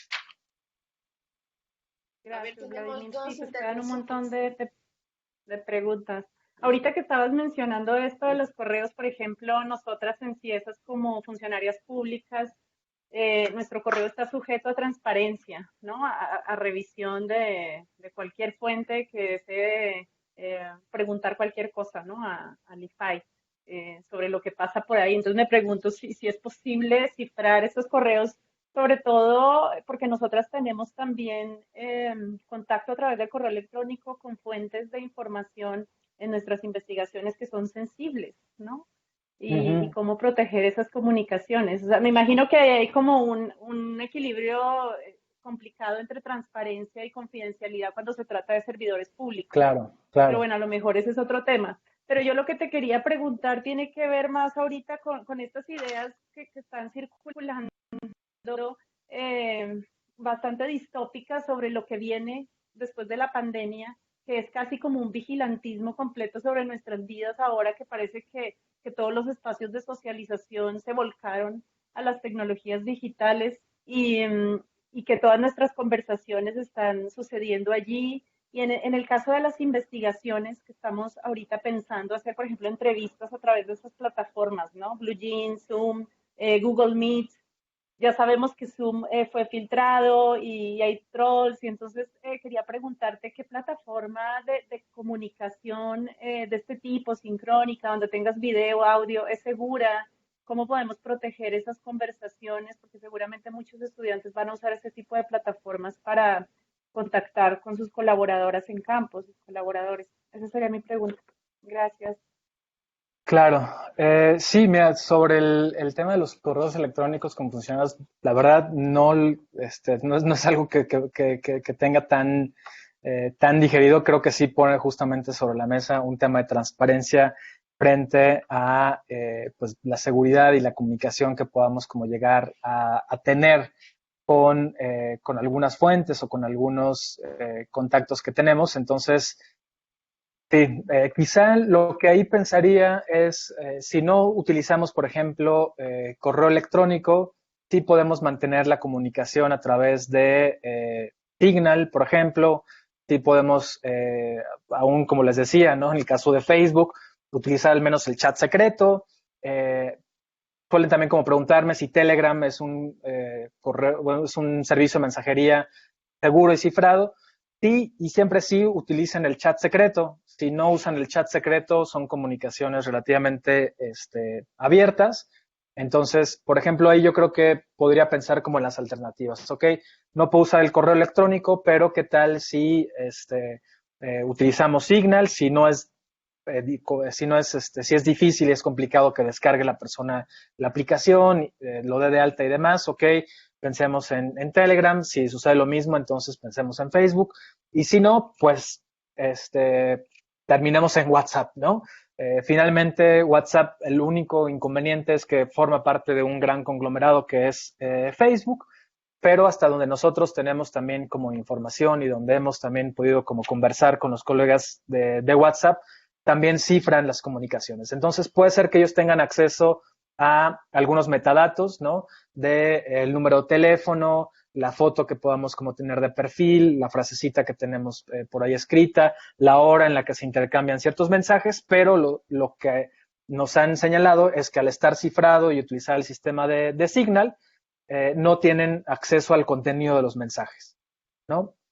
También ya en WhatsApp podemos nosotros, tanto en Android como en iOS, habilitar un PIN para que también tengamos acceso a las conversaciones una vez que pongamos este PIN, ya sea numérico o bien con la huella. Entonces también ponemos ahí una capa de protección. Entonces es algo que podemos, que podría servir.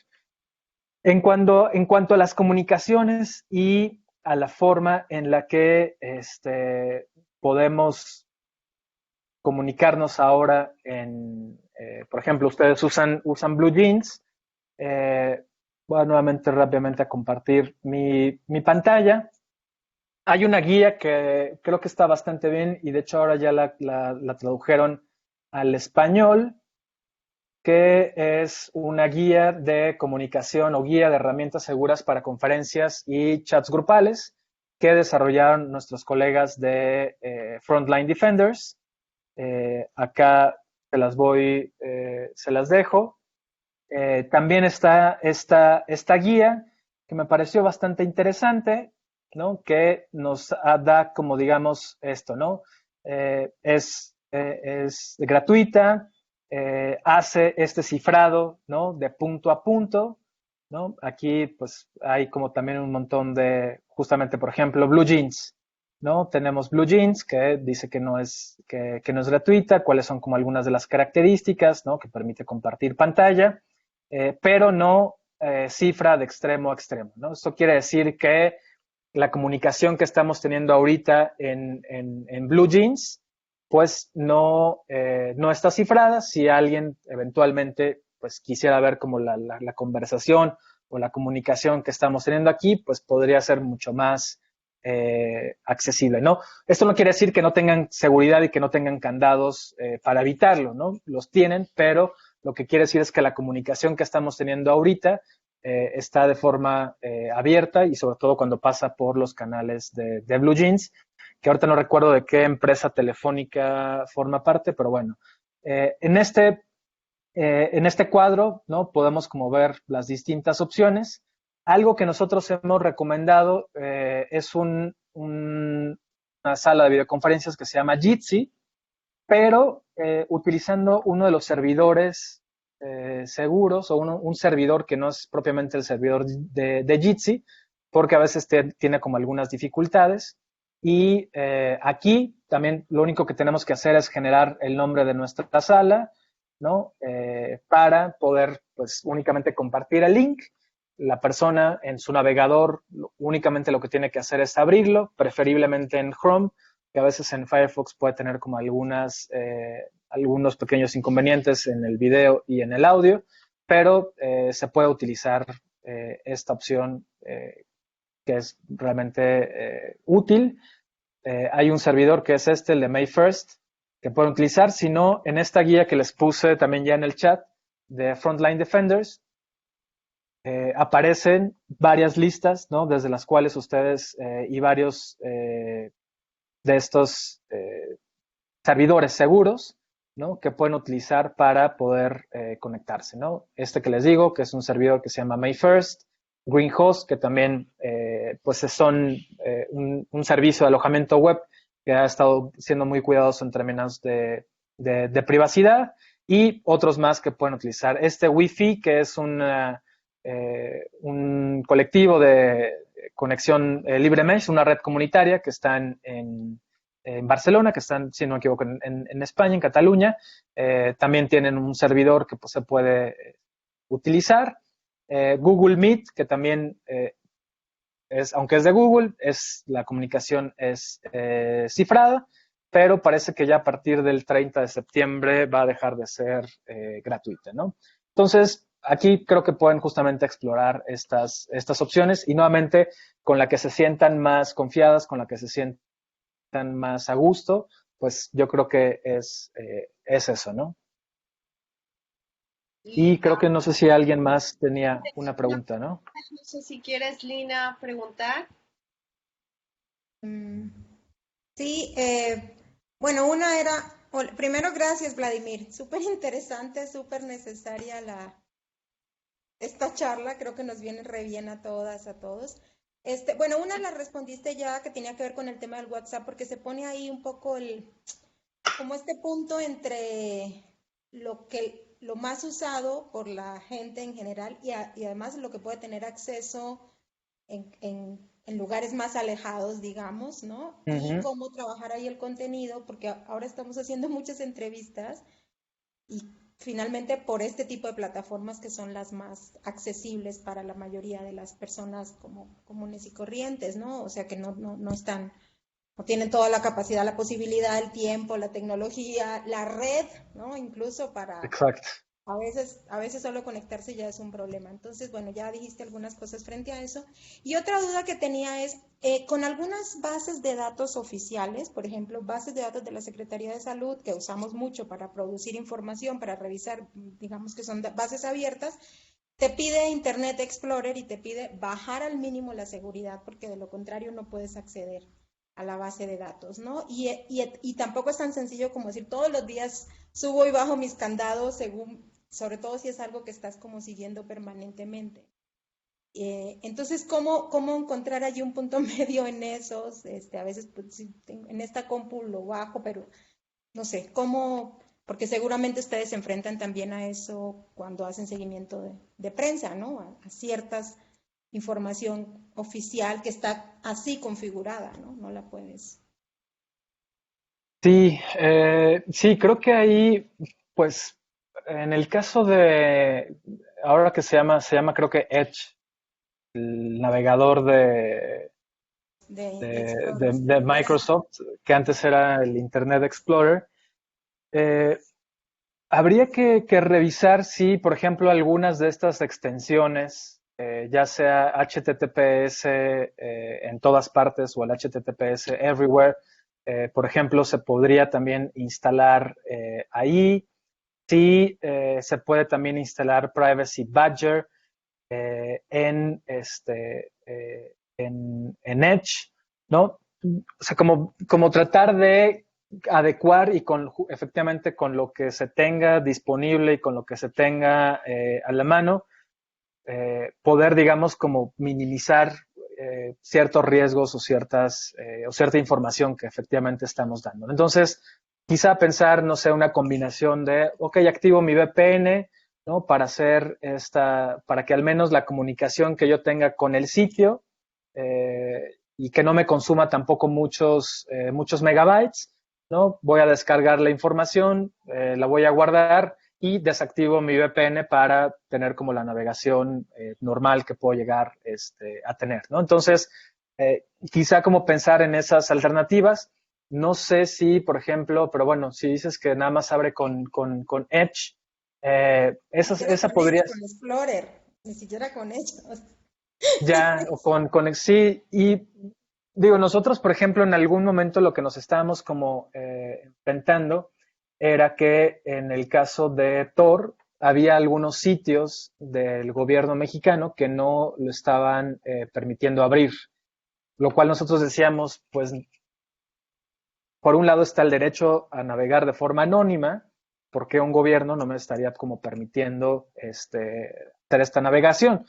Entonces, pensaría que por otro lado habría que también como generar algún tipo de incidencia, ¿no? Para decir, oigan, pues no es posible que todavía, por ejemplo, el SAT tenga que utilizar Internet Explorer y tenga que además utilizar una máquina Windows para poder cumplir con mis obligaciones fiscales, ¿no? Es como, pues también como un poco la sensibilidad que tendría que haber, la respuesta que tendría que haber por parte del mismo Estado, ¿no? Para, pues, uno, hacer más accesible la información, garantizando la seguridad de la información que están proveyendo, y si no, del lado del usuario, pues decir, veamos qué extensiones podemos utilizar, veamos si una VPN en este caso puede usarse para descargar, y en algunos casos, pero igual ya es como un momento más, hace unos meses tomábamos como unos cursos, por ejemplo, de R y RStudio para poder descargar también bases de datos, ¿no? Entonces,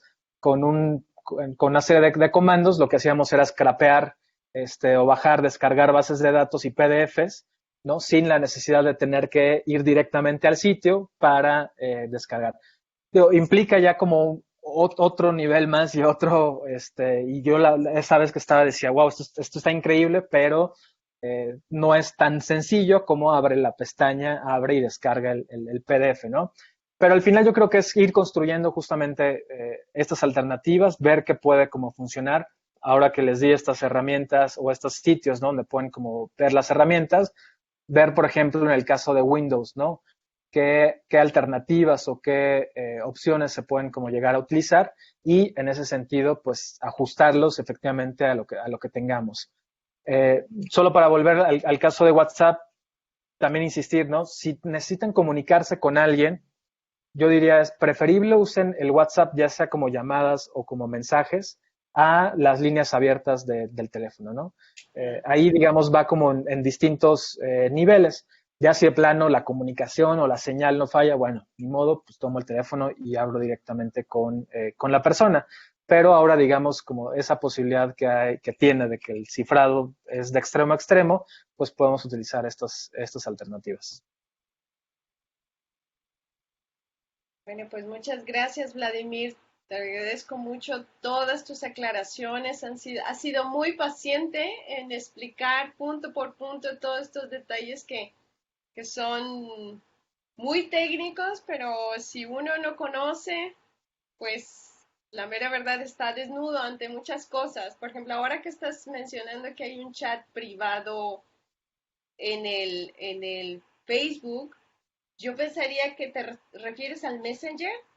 Sí, el Messenger de Facebook, justamente. Sí, pero fíjate que a mí bueno, ya me estoy comiendo minutos, pero nada más quería mencionarte algo que en un momento en la crisis del COVID en Nicaragua, con un grupo de gente en Nicaragua, estábamos tratando de organizar una recolecta de dinero para personas que estaban pasando momentos difíciles en el hospital. Y en eso estábamos tratando de movilizar cuentas de banco y mandar dinero, cuando de repente ese sitio de comunicación empezó a llenarse de fotos pornográficas. O sea, y claro, la mayoría de las personas que usan ese espacio son gente protestante, morada, súper religiosa. Entonces, todo el mundo se desconectó del Messenger y se frustró la iniciativa. ¿Cómo? Uf. Yo no sé cómo es que hacen esas. Pues es que justamente son como estas vulnerabilidades que, pues al menos dentro del Messenger, si uno activa el chat secreto, ya al menos tiene la posibilidad de que la comunicación sea un poquito más segura, pero en ese caso es preferible sí utilizar quizá otros canales. Hasta un grupo de WhatsApp puede resultar más seguro que utilizar el Messenger de Facebook. Bueno, Carolina, si quieres cerrar, por favor, yo te agradezco. No, ya, pues es que ya son 6:01. Vladimir, agradecerte muchísimo pues por toda esta información. Seguramente te vamos a seguir contactando en el Con mucho futuro, gusto. porque sí, bueno, esto va a implicar que estemos muy conectados al mundo digital, ¿no? Esta pandemia.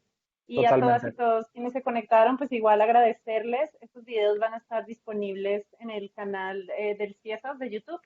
A partir de agosto, estos últimos dos, los anteriores ya están ahí en el canal de YouTube. Gracias, saludos. Hasta luego. Buena A tarde, buen todos. fin.